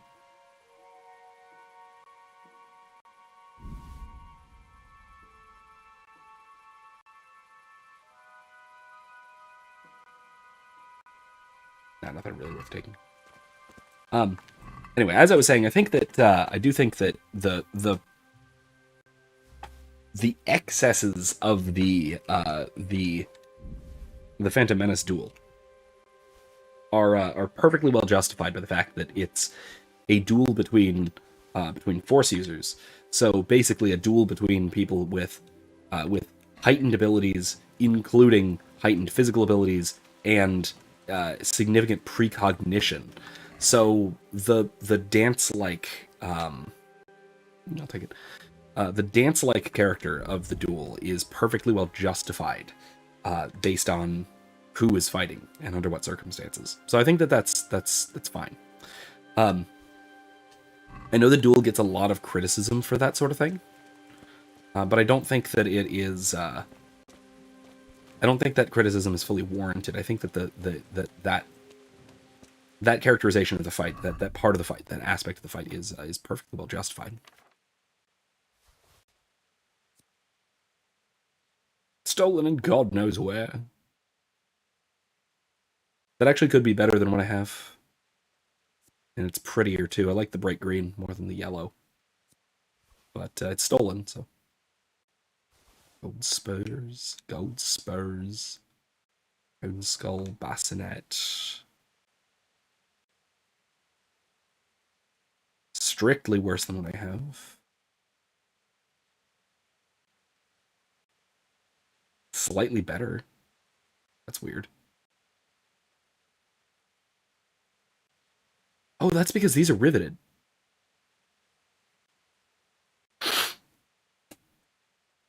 If I repaired these would be better than what I've got. Than the Lords of Lipa.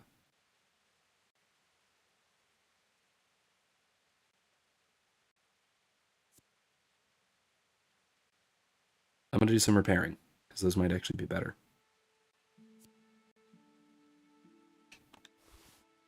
Millie.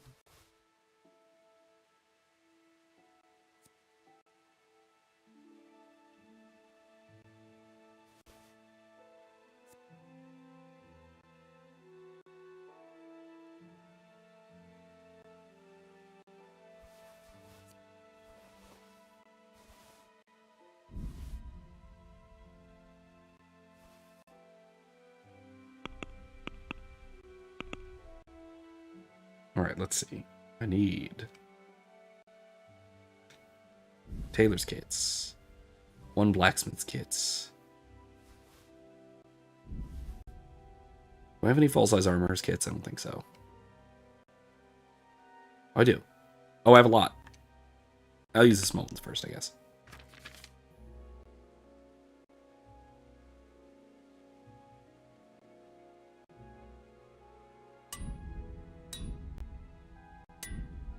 Eh.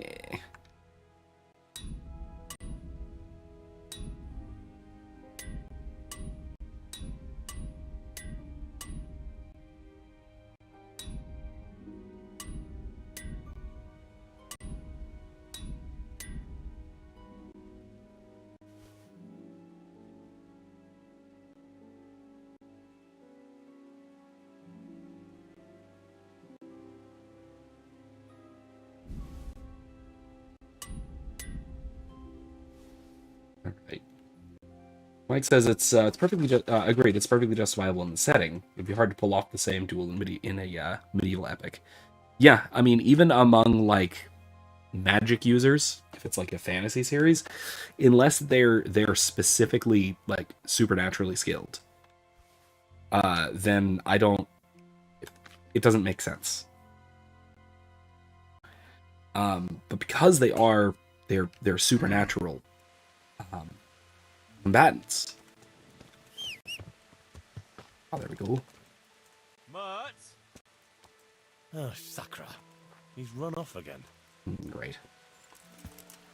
If they're not supernaturally skilled combatants,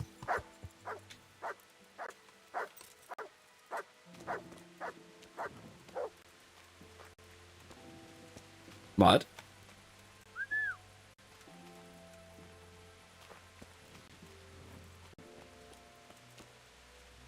Ah, there you are.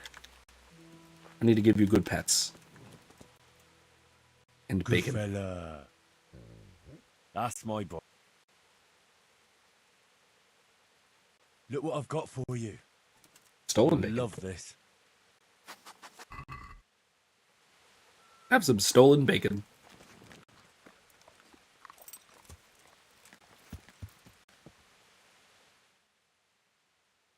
Wait, what was that? Oh, that's my torch glow. Okay. It looked like there was something lit up in the forest over there. Onward to Skalitz. But yeah, unless it was, again, something that supernaturally increased the abilities of the wielders. And they're heckin' skirmish. Fine, let's see what's going on.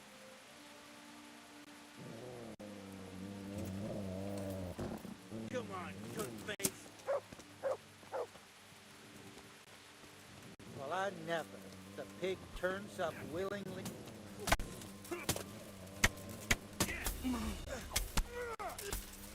Had enough? Oh,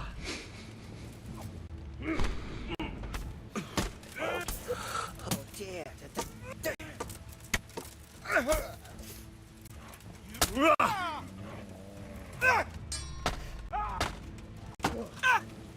All right, enough! I give up! Here! You should have fucked off while you had the chance. Disarmed. I'll let you go, but the weapon stays here. So be it.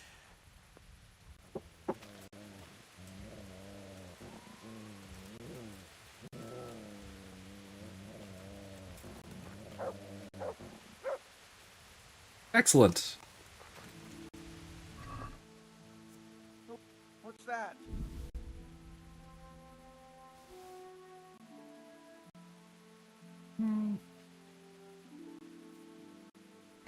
What else, really?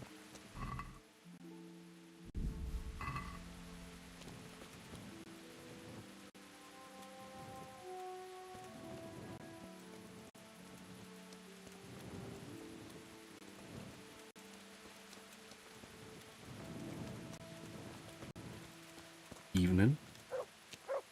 Guardsman.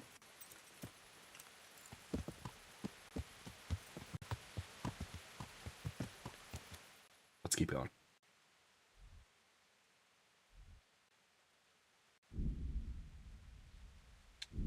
All right.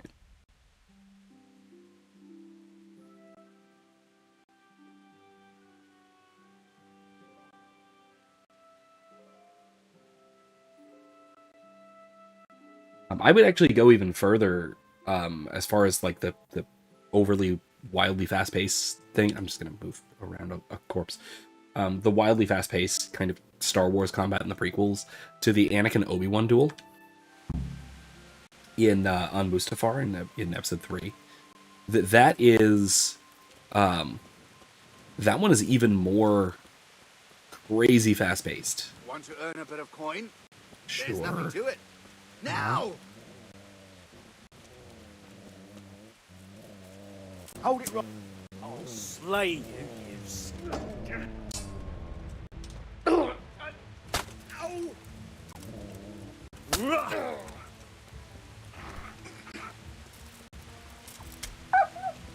Damn it.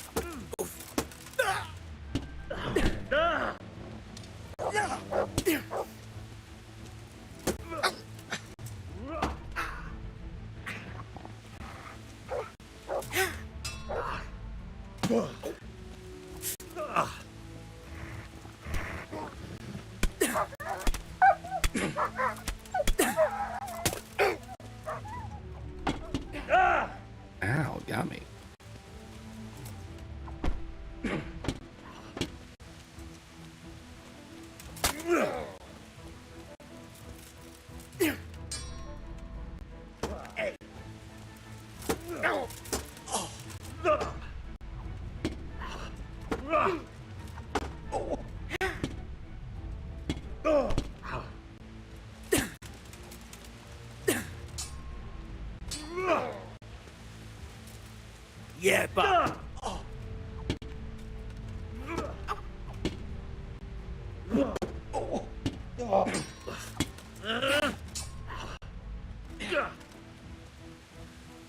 Now.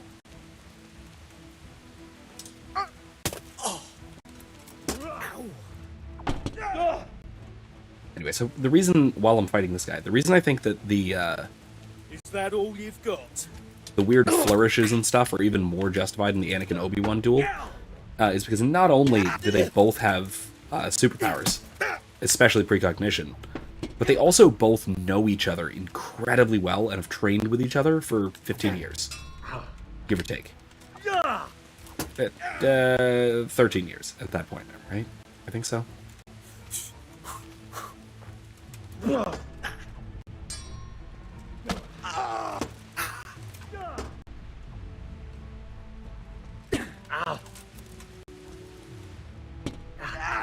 Come on, man. This guy is tough.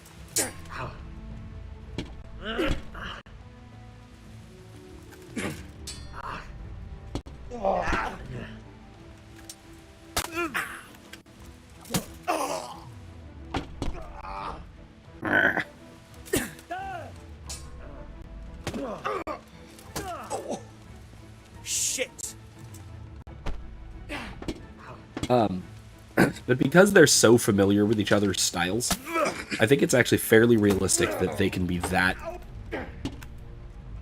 precise fighting each other. Ha!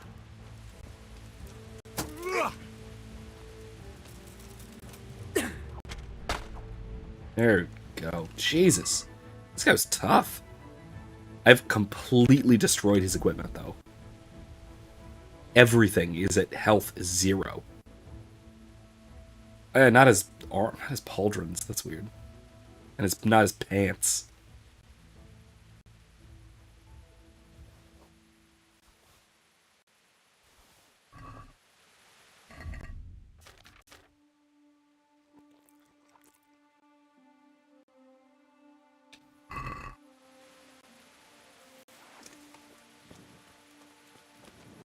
I'm gonna have to do some more repairs, aren't I?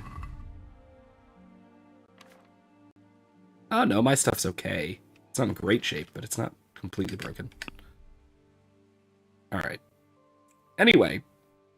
So yeah, with that kind of experience fighting each other, like sparring, like if you spar with somebody for enough time, you definitely will be able to anticipate a lot of what they're gonna do.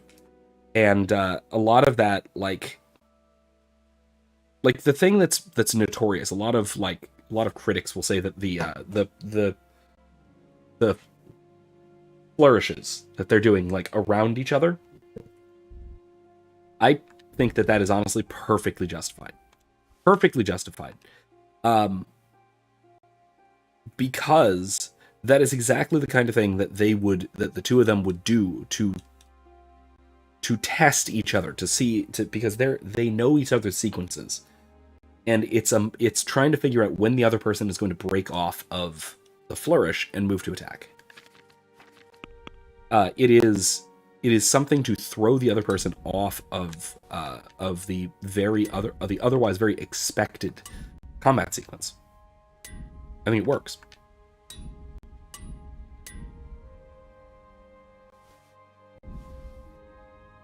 Even if it looks silly, even if it might look silly if you're you're looking at it strictly from the perspective of a contest of martial artists, let's say. You know what? There's a tourney. Yes, I'm almost there. Do I have time to get there? Yeah, I do. Yeah. Let's go. But yeah, I'm gonna go there, and then I'm gonna see if I can get back to Skalitz in time for the tourney.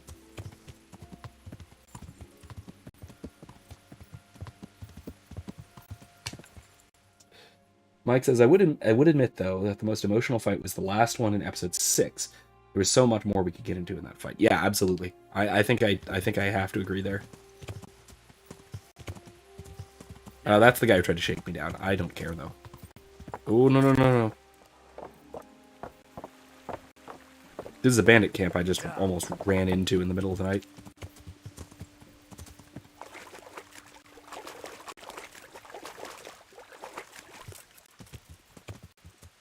I can't steer my horse. Yeah. There we go. Anyway.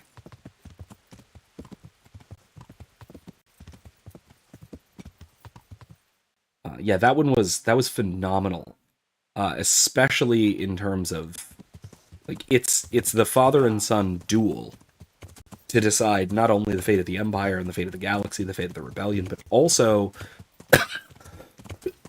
excuse me, what amounts to the fate of both of their souls. Is Luke going to fall, or is Vader going to be redeemed? Both of those things are really decided right there in that duel.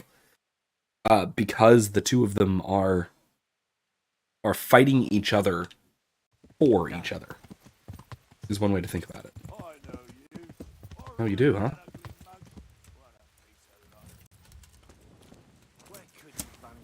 Hey, fellas. You must be here somewhere.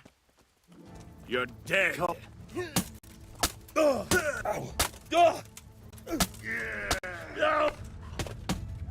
Ah, Jesus. Weak at the knees, have you? These guys are actually weirdly tough for just, like, barely armed and unarmored peasants. Bollocks. Ow.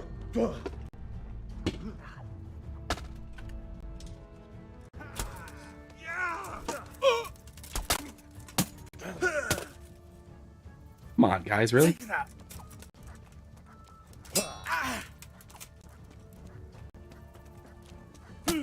I'll slaughter you. Oh, I call that combat.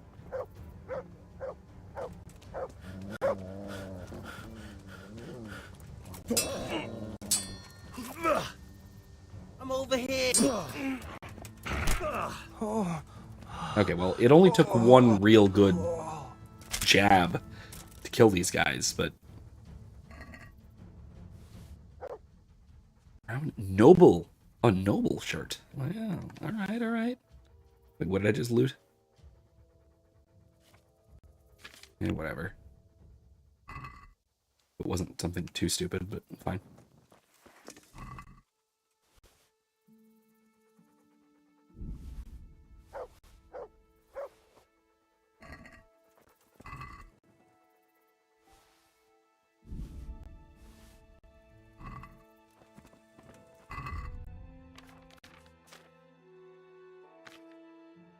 Oh, hunting boots.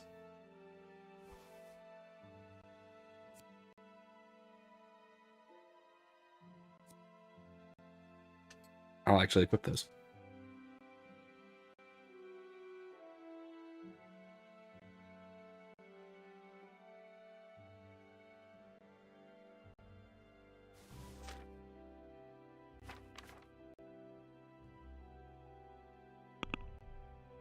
All right. Anyway. Yeah. Like I said, I think I agree that is. I think I have to agree that the Luke Skywalker and Darth Vader fight at the end of Episode 6 is probably the best lightsaber duel in the series. Not technically, like obviously not technically. I mean, technically it's not bad, but it's not the best. But from a sort of cinematic standpoint, it is definitely the best, mostly just because of the narrative and emotional weight that it carries. Now, to be fair, the duel between Anakin and Obi-Wan also carries quite the emotional weight. But I still don't think it's quite... What? Yeah. Anyway, I don't think it's quite as much as the Anakin, or well, I guess the Anakin, the Darth Vader Luke Skywalker fight. Like says, he disarms himself and sacrifices himself to give his father an opportunity to rescue him. Yeah. No, that was oh gosh, I relay this story quite a bit because it's a really good one. Hi, that's me. I need to wash my face off a little bit, but how do you? Before I talk to her, hold on. I relate the story a lot. I'll actually link this. I'll link the lecture where I did this in the description after the stream. But I gave a talk at a religious studies conference not too long ago, a few years ago, where I lay out a very, very abstracted version of a story. And it was basically it was something like this. I don't have it written down. I'm not going to reenact it. It was basically though it was a very abstracted version of the narrative of Christ's sacrifice from the Christus Victor standpoint, from Christ achieving victory over death by allowing death to defeat him and then defeating it in turn by exposing it, and by exposing and then negating its power. And I gave this story in very abstract terms. A man is betrayed by his friends and is then allowed and confronts the villain, but instead of overcoming the villain with superior power, allows himself to be defeated. But in defeating him, the villain, by killing him or by defeating him, is allows himself to be ultimately defeated. And all right, I was okay, fine. I gave this nice abstract telling of it. Okay, who am I talking about? Just ask the general audience. Immediately, a hand goes up. Harry Potter. Well, yeah, Harry Potter's a Christ type. And then I just basically filled in the details and retold the story about Harry Potter defeating Voldemort. I said, oh, wait. Or am I talking about Luke Skywalker defeating the Emperor? And then I retold the same story, but filling in the details where it's Luke Skywalker defeating the Emperor. Or wait, am I talking about Thor from the MCU in the first Thor movie?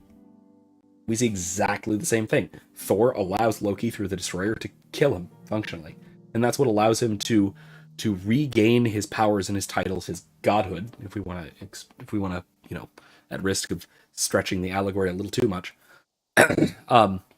which allows him to ultimately win in the end by allowing himself to be defeated.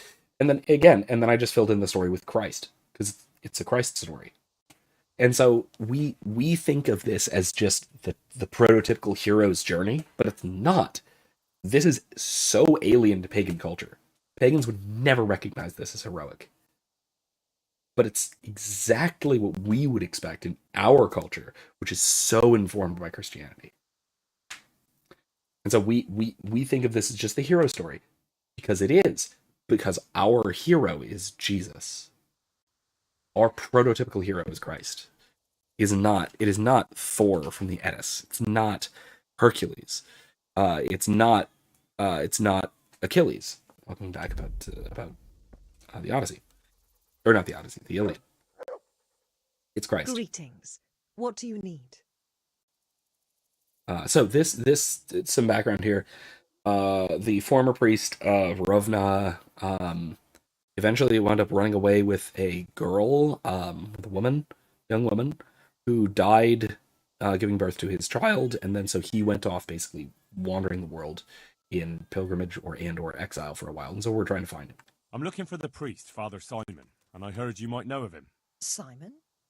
What do you want him for?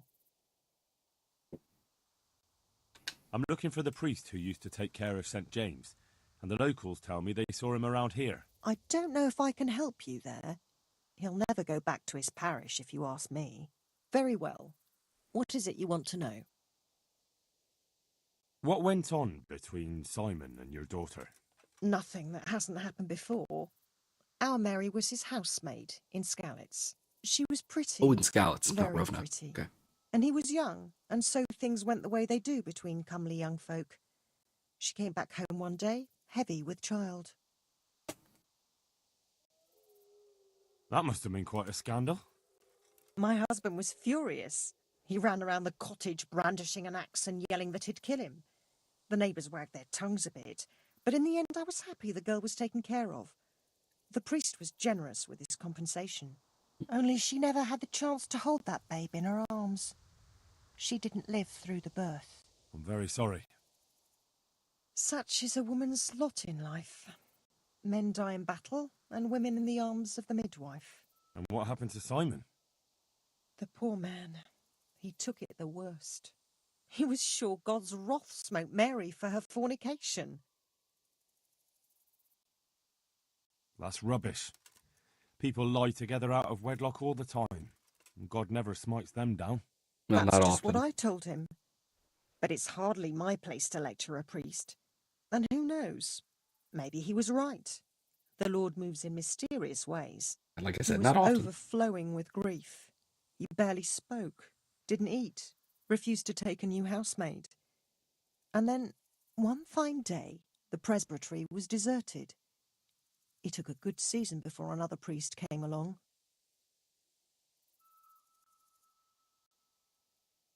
What went on between... Nothing that has... Okay. That... My... I'm very sorry. Such is And the poor man. That... Okay. Where can I find him? He's said to be wandering around here somewhere.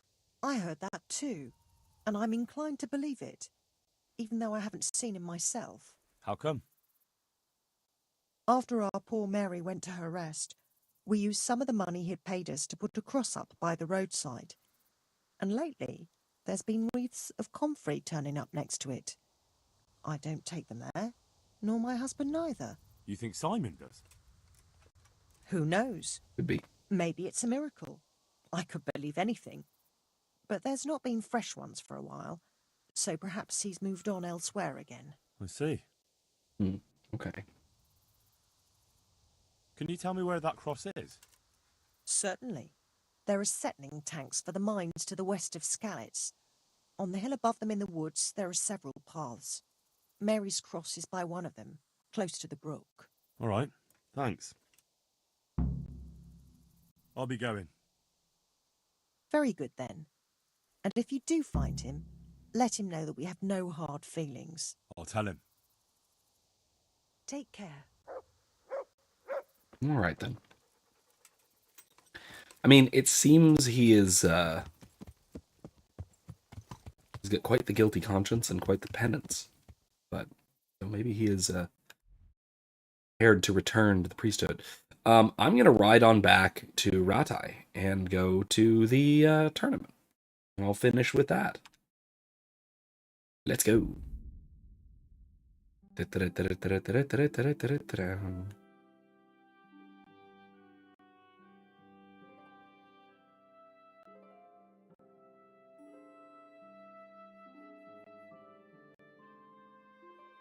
quite the journey. So it's opposite ends of the map. So let's go ahead and go on.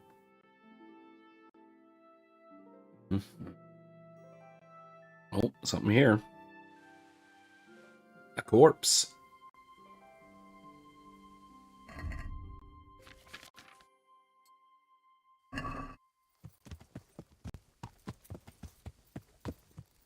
Yes, I got a link to it. Check back when we're done with the stream. I'll put it in the description after the fact. Hello, excuse me.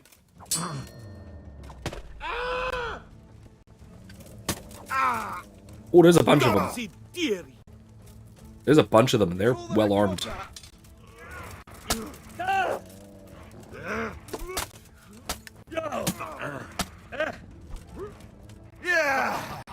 that the best you can do? Oh my god. Okay, this is rough. Is that all you got?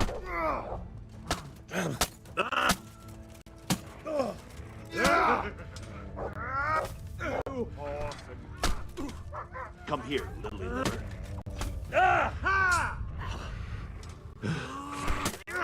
Ah! You're dead.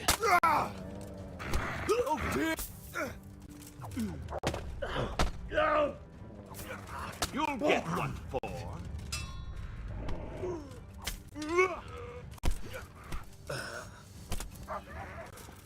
I'm going to enjoy this.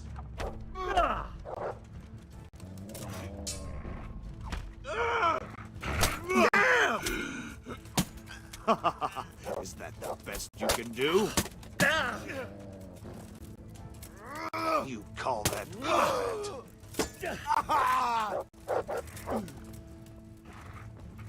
Go ahead and gather your strength. You'll need it. Bring it on. Damn! Oh. Oh. Oh.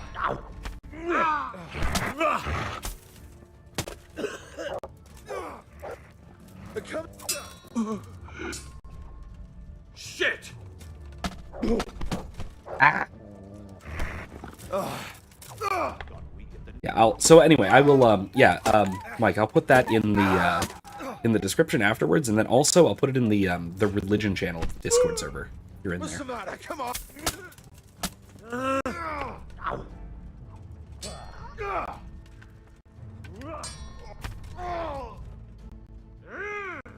What's... You'll... Hey, who... Well, I know. The pig turns up willingly for the slaughter. Another one? You kidding me? Take that. Blood will follow. Is that the best you can do? You're going to cry now. I'm there. 4 very heavily armored knights here.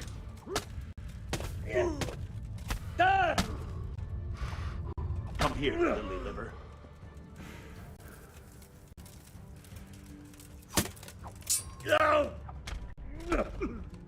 You call that combat?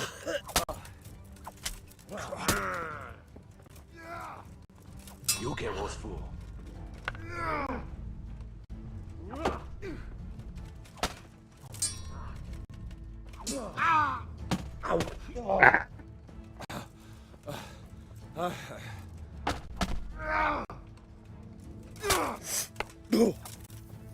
I'll slaughter you.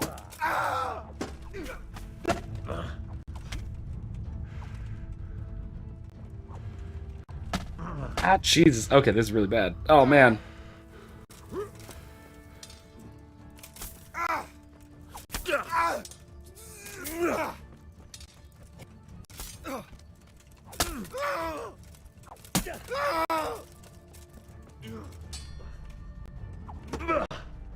Curse it!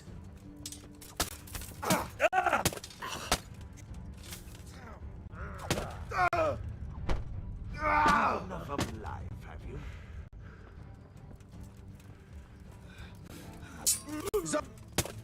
Yeah!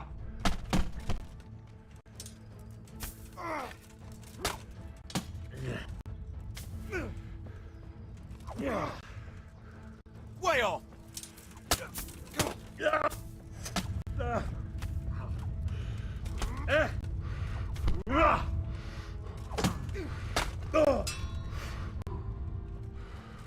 Come here, lily liver.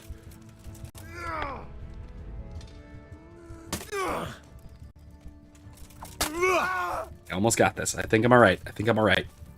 Haven't even activated the perk yet. Oh, geez, I'm gonna have to, though.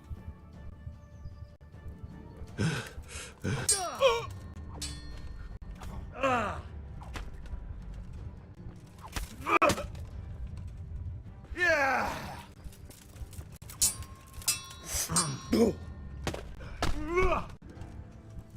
Don't think you can fight me and live.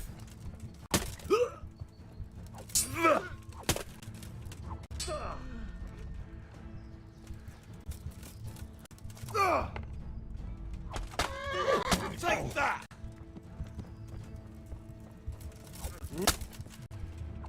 Well, now. Bugger!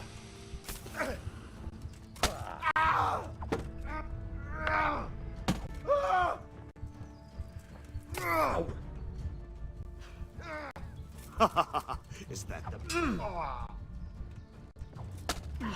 Ah! Where'd you want it? Take your pick.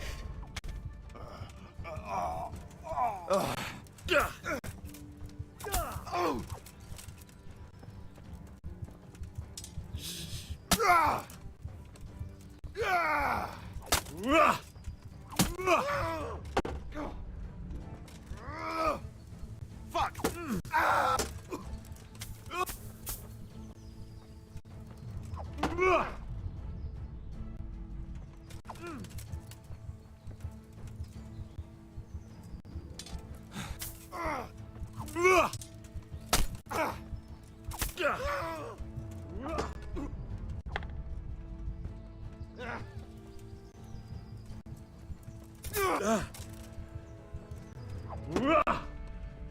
Fucking hell!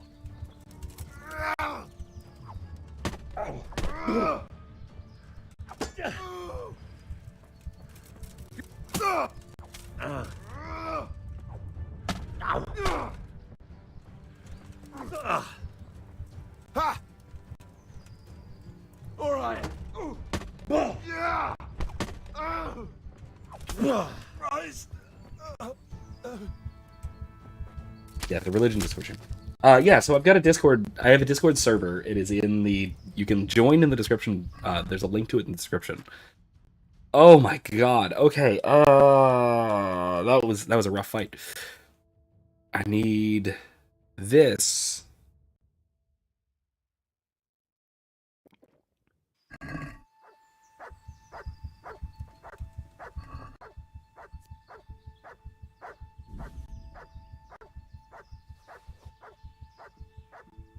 Oof. Okay.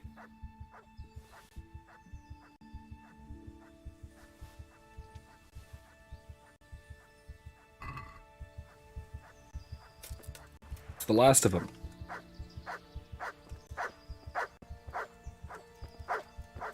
Give me mine.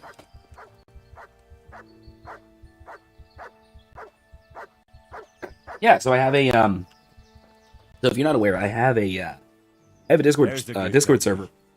There's a join link in the in the description of all my streams. You'll find it right down below. So you're welcome to join. Look what I've got for you. You'll love. There's all kinds of both serious and relatively unserious kinds of conversations that go on in there. So there's a bunch of channels that are divided pretty topically. So hopefully you'll find something in there that's worth the time, worth your discussion, that sort of thing. Oh wait, that's no. Yeah.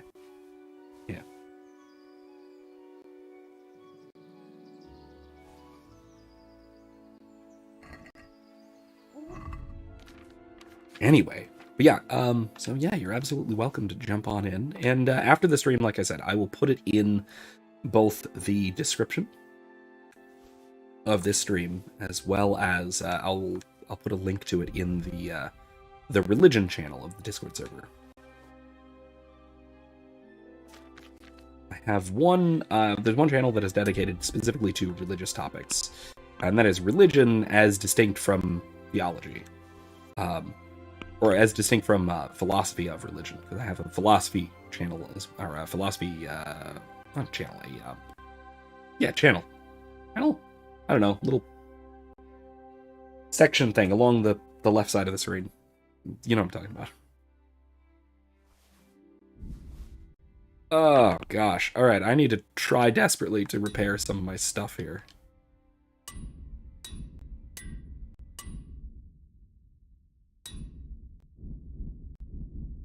Oh. Darn. Some of my best gear is beyond repair.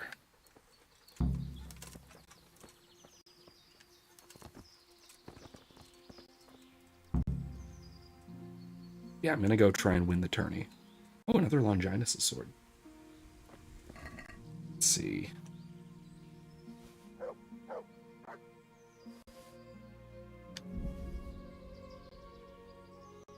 Not worth it. Yeah, worth it. Worth it. Worth it. Worth it.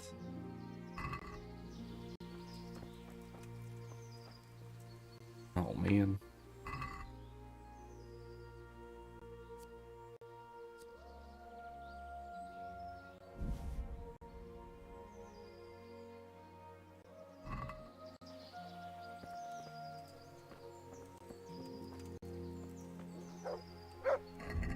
All right.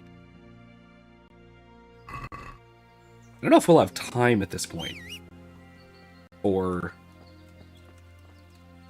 doing a full tourney, but maybe I will anyway. Maybe I'll just go for it and see how long it takes, huh?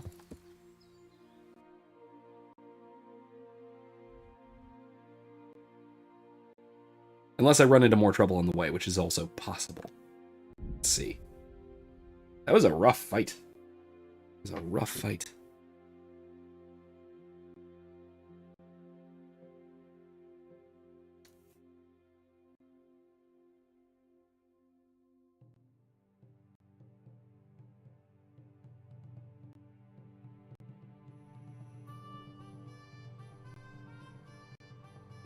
Anyway, yeah, Mike, thanks for the reminder. I often forget to sort of shill for the Discord server.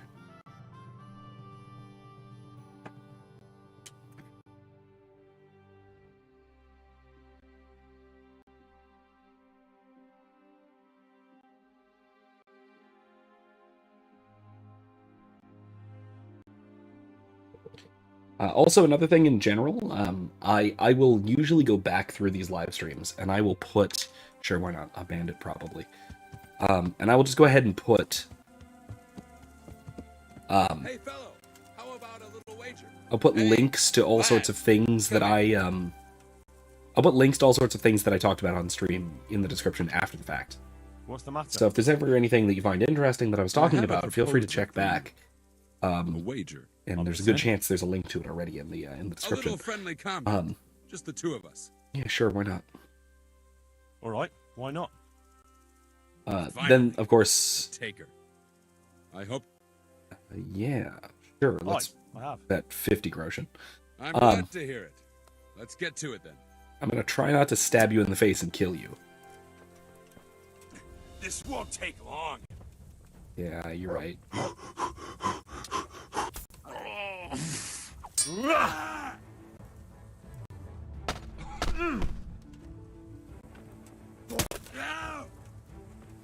Doperdelle!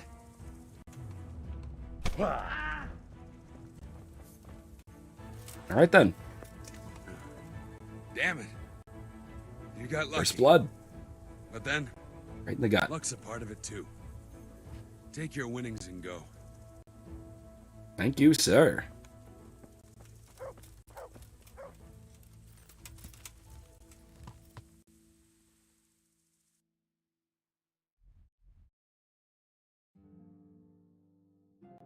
Let's go.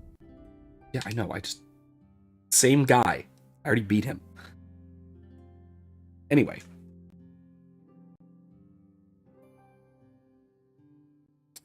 Anyway, yeah, feel free to always if there's anything that I was talking about, especially if I mention it like really directly and say, yeah, check the description afterwards. I do go back and edit the descriptions of all these live streams, and I put links to the relevant material in there. I do this primarily just out of academic habit, as a sort of habitual citation, because it also always it very often bothers me that YouTube does not have more of a habit, like YouTubers in general don't have more of a habit of citing their sources and mentioned things and whatnot in their God bless in their you. channel, in their video descriptions. I'd like Is to it too enroll- late? All right. Oh, good. Let's do it. Of course. Longsword. Longsword. Good. 15 minutes? I don't know if we'll do it. We'll see. We'll see if we finish in time. Might go a tiny bit late. Anyway, though. Alright, like I said, though, The first combatant I always do this because it bothers me that a lot of other people don't. So I do it myself. Whenever I mention something in a video, you'll find a link to it if I can find one in the description. called Kipper, a mercenary by profession. Or sometimes, if it's like a book or some such, I will often have a proper citation. Hold on. Fix my incense. There we go. The combatants have entered the arena, and the first duel may Right, commence. it's longsword We will time. witness a duel with longswords.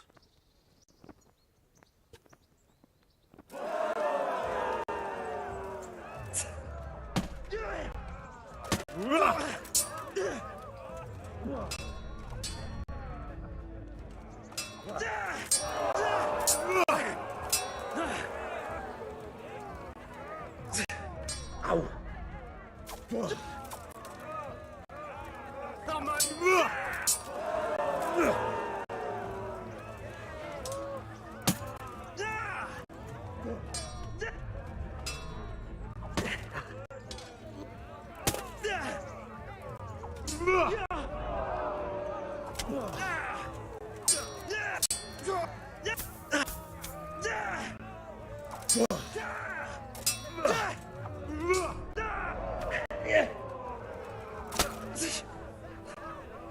Cunt!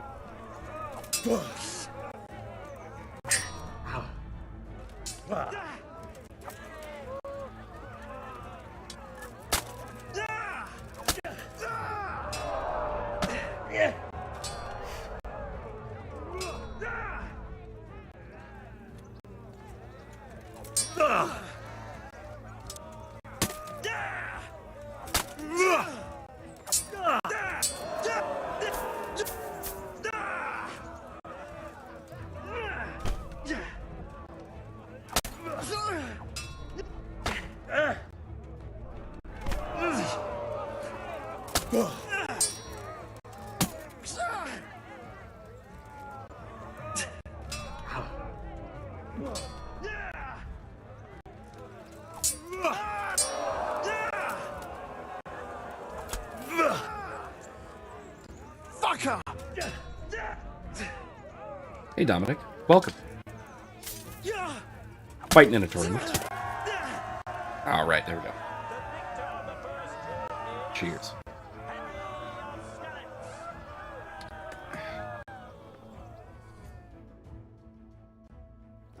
Not going to go too much longer. I am probably going to go a little bit after midnight because I did just start a tournament. I'm not going to go too late, though. Probably going to wrap up right when I'm done with this tournament, whenever that happens to be. So,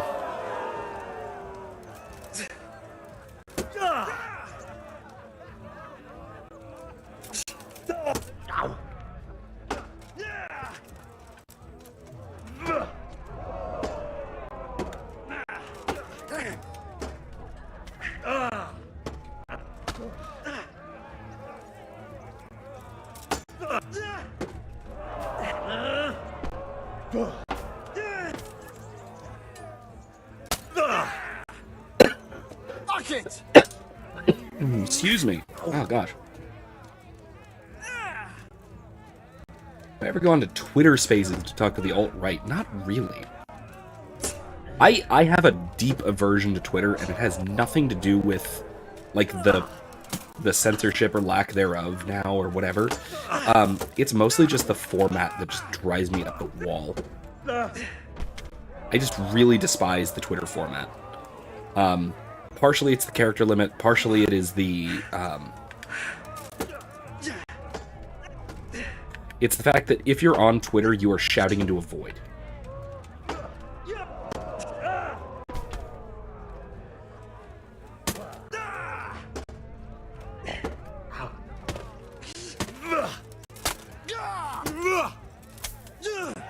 Alright, there we go.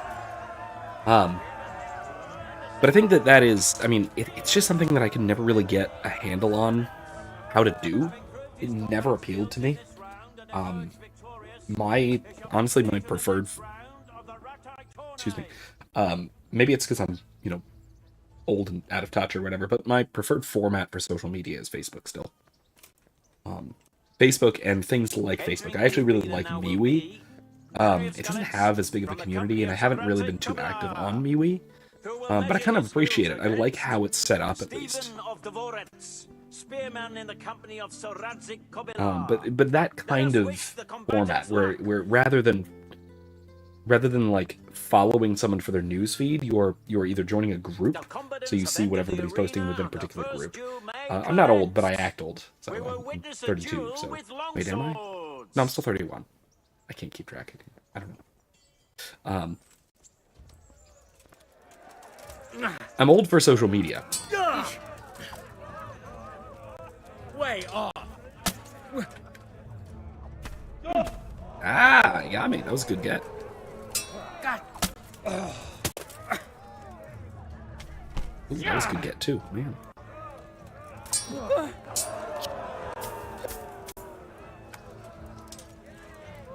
God.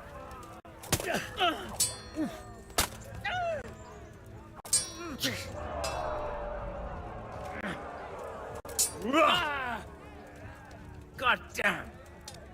Yeah, so I'm not old, but I'm old for social media. Shit.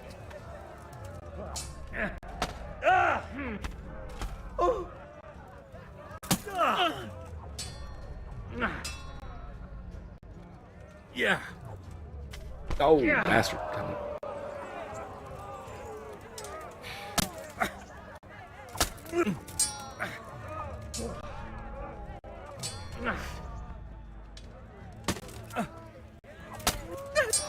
Shit.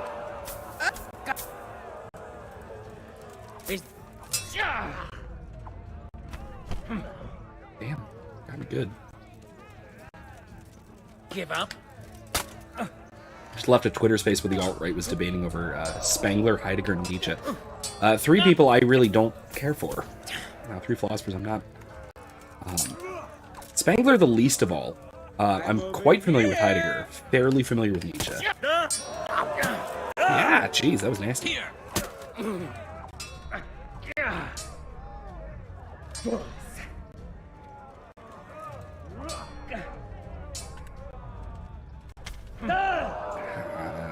Loser. Alright, let's get this guy. God.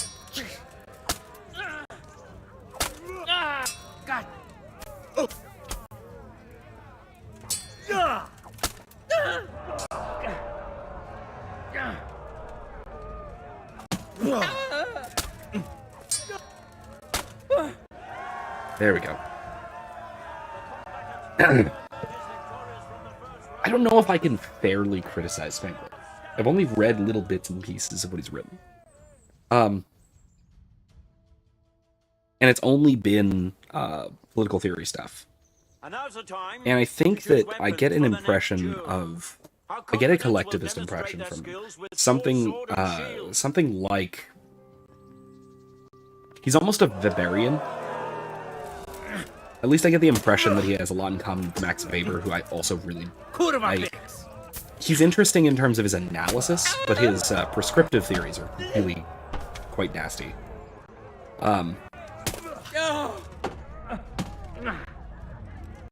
Oh, got me good. But Spengler reminds me a lot of Weber, maybe with a little bit of what's his name?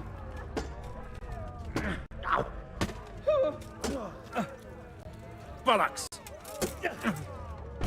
Oh, nasty counter.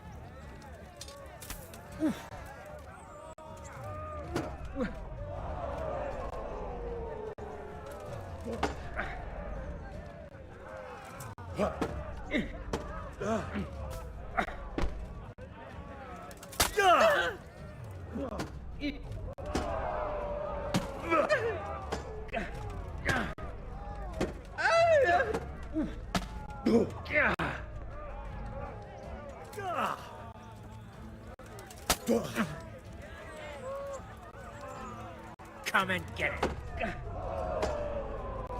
Peace. Now.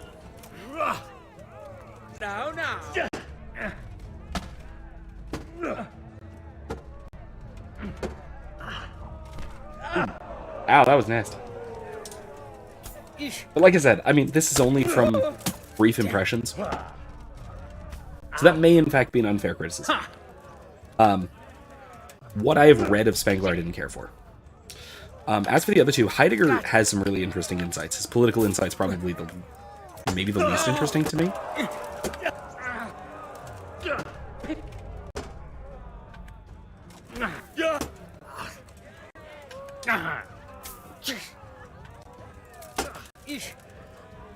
Fucking hell.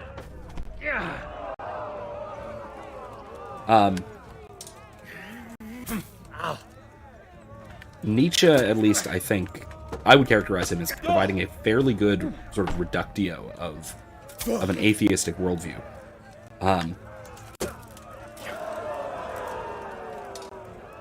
Because it shows basically how we're, without reference to the supernatural, we're basically incapable of presenting a kind of an objective ethical critique, an objective ethical system, that is. He basically gets the entire world precisely upside down, but he also kind of knows that. He's a very self-aware and honest atheistic ethicist, broadly speaking, in terms of his ethics, at least. Meeting face to face in this round will be Henry of Skalitz from the company of Sir Radzig Kobyla. Alex says the prescripted is terrible, as in the case with many modern, but his analysis as well as most modern seems very interesting. It could be, and it could be that I need to look into him some more. It's possible. It's possible. All is prepared for the first duel. I do think that, look at that, Heidegger, I've read very little of Heidegger's political theory, because early in his career, which is when most of what I've read came from, he didn't do a lot of political analysis until later in his career, and by that point he was very involved with the Nazis, as a lot of existentialists were involved with the Nazis when that time came.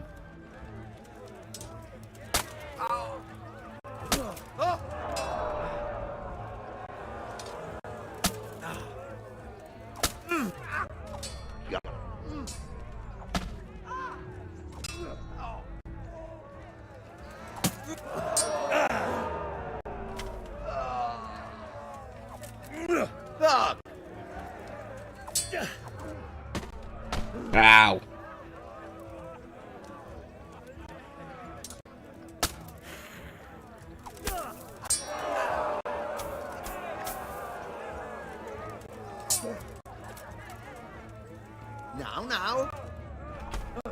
Got me good.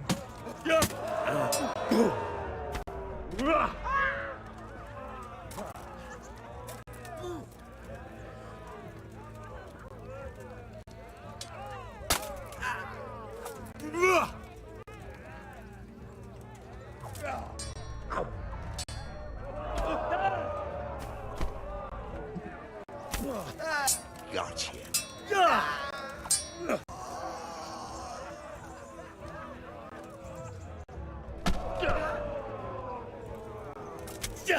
Ooh. That was a nasty strike. Oh my god. Oh, that was a nasty counter right in the face.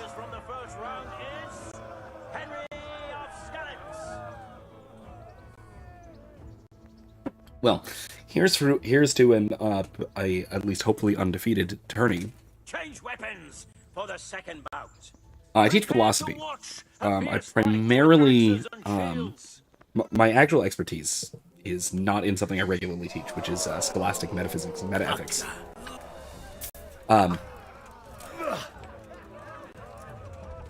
Like, I don't tend to teach medieval philosophy specifically.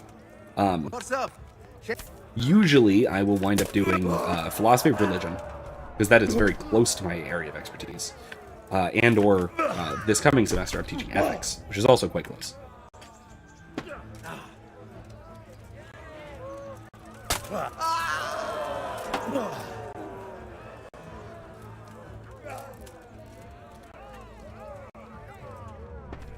Oh, nasty. I'm over here.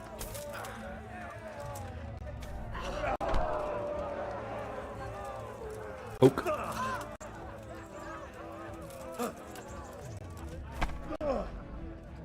Oh, that was right in the face. That was very bad.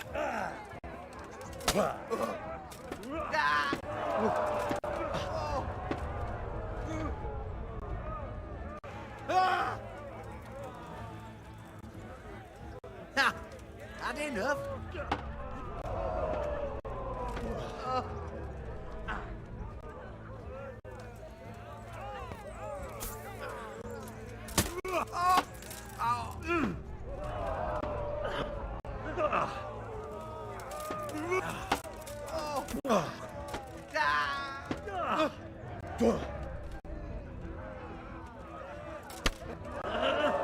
Oof, that was bad too.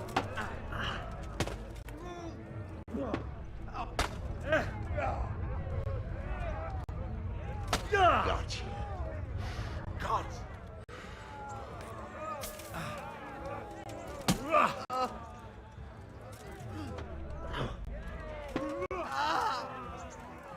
I'm getting some ouchies here. Good night, Mike. Good night, Mike.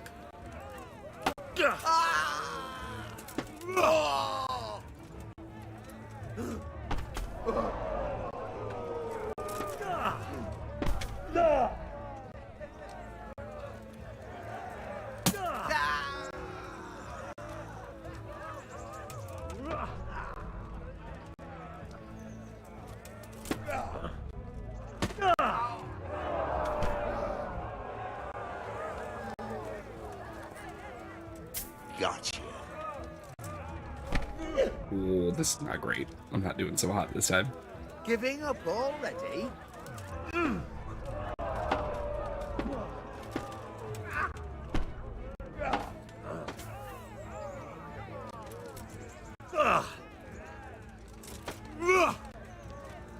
Fuck it.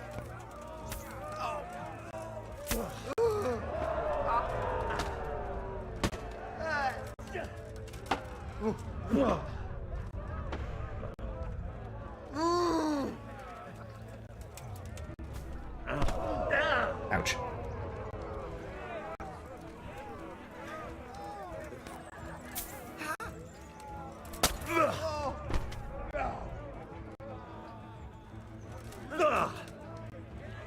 Now.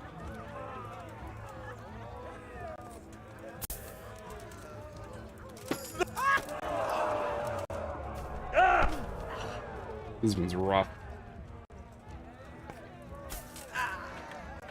Oh, okay. So am I familiar with Metaphysics of Jonathan Peugeot? I love Jonathan Peugeot. He's fantastic. I actually had a bit of an exchange with him on Santa Claus. If I can remember to do so, I will also put my response video to his video on Santa Claus, which, if you're familiar with his stuff, there's a good chance you've seen that one.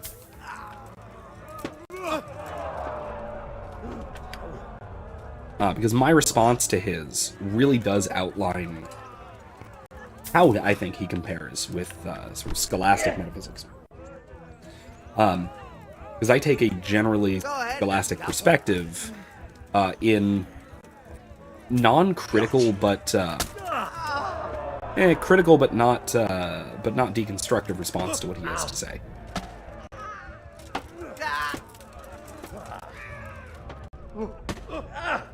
Ow.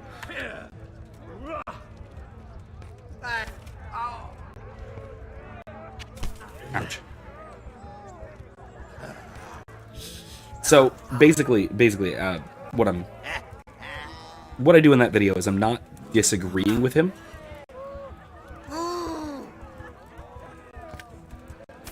So much as seeking to clarify in a way that I don't think he does, because he is very, very typically of Eastern thinkers, whether that is Eastern, like what we would think of as, we may have at some point called Oriental, kind of Chinese, broadly speaking, schools of thought, but then also Eastern in terms of like Eastern Christianity, Eastern Orthodox.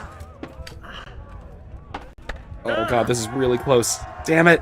Ah! All right, one more round. He's very Eastern in his thought processes, and that is to say, he is also very. He's very. Has chosen the weapons for the third duel. Gosh, what do I put? How do I put? He's very imprecise and mystical, and I'm a very Western-styled thinker, and so my. Okay. So my thoughts on the matter are very carefully constructed and very structured as well.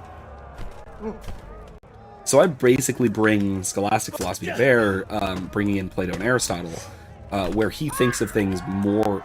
Wow, that was fast! The third and decisive Cannot duel believe was it. won by Jesus, that was Henry fast. of Skalitz. Barely a scratch.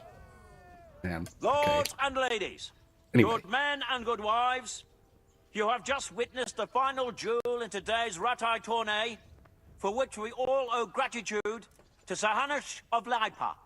All glory to the victor, Henry of Skalitz, man-at-arms in the company Where's of he Sir going? Radzik Kobila.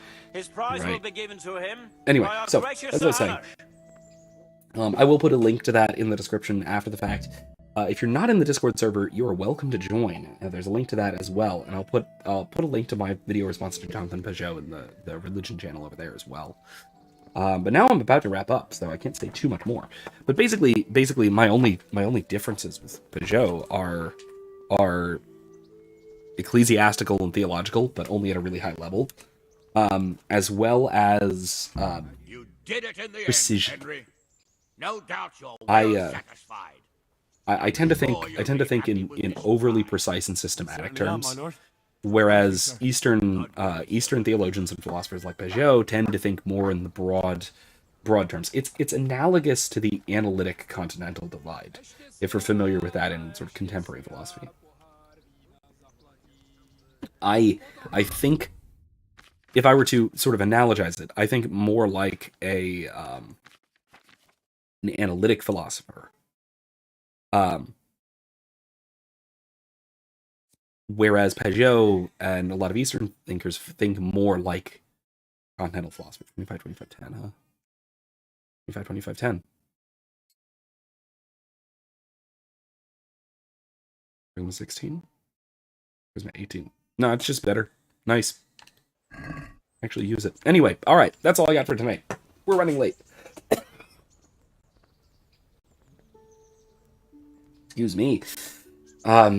See, this is what happens. Wow, this really demonstrates the difference between my level 7 skill in axe versus my level 20 skill in sword. Lord. Alright, anyway. That's all I have for tonight. So, that's all I got time for. We're already running late. So, thank you all for joining me one more time. On Monday, I'm going to be coming back to discuss Star Wars Knights of the Old Republic 2. So if anybody watching would be interested in joining in on that discussion, jump into the Discord server, let me know. We're going to be looking at it from through the lens of a sort of responding to a video essay from Noah Caldwell Gervais, if you're familiar. Analyzing that to talk about some of the themes and some of the philosophy presented in Knights of the Old Republic 2. Also in light of the first game as well. So that's gonna be Monday. So not our regular gaming stream, but related to gaming and related to philosophy, like I like doing. And then Thursday we're gonna be picking up more or less right here in Kingdom Come Deliverance. After that, I don't know what I'm gonna do on Mondays. I'm gonna be picking up a new game on Mondays because we just finished KOTOR 1 and 2. I'm thinking of keeping it sci-fi or keeping it Star Wars. Maybe keeping it Star Wars, I don't know. I'm leaning towards going back to the Mass Effect series. Having finished the trilogy, I'm thinking about going to play Andromeda.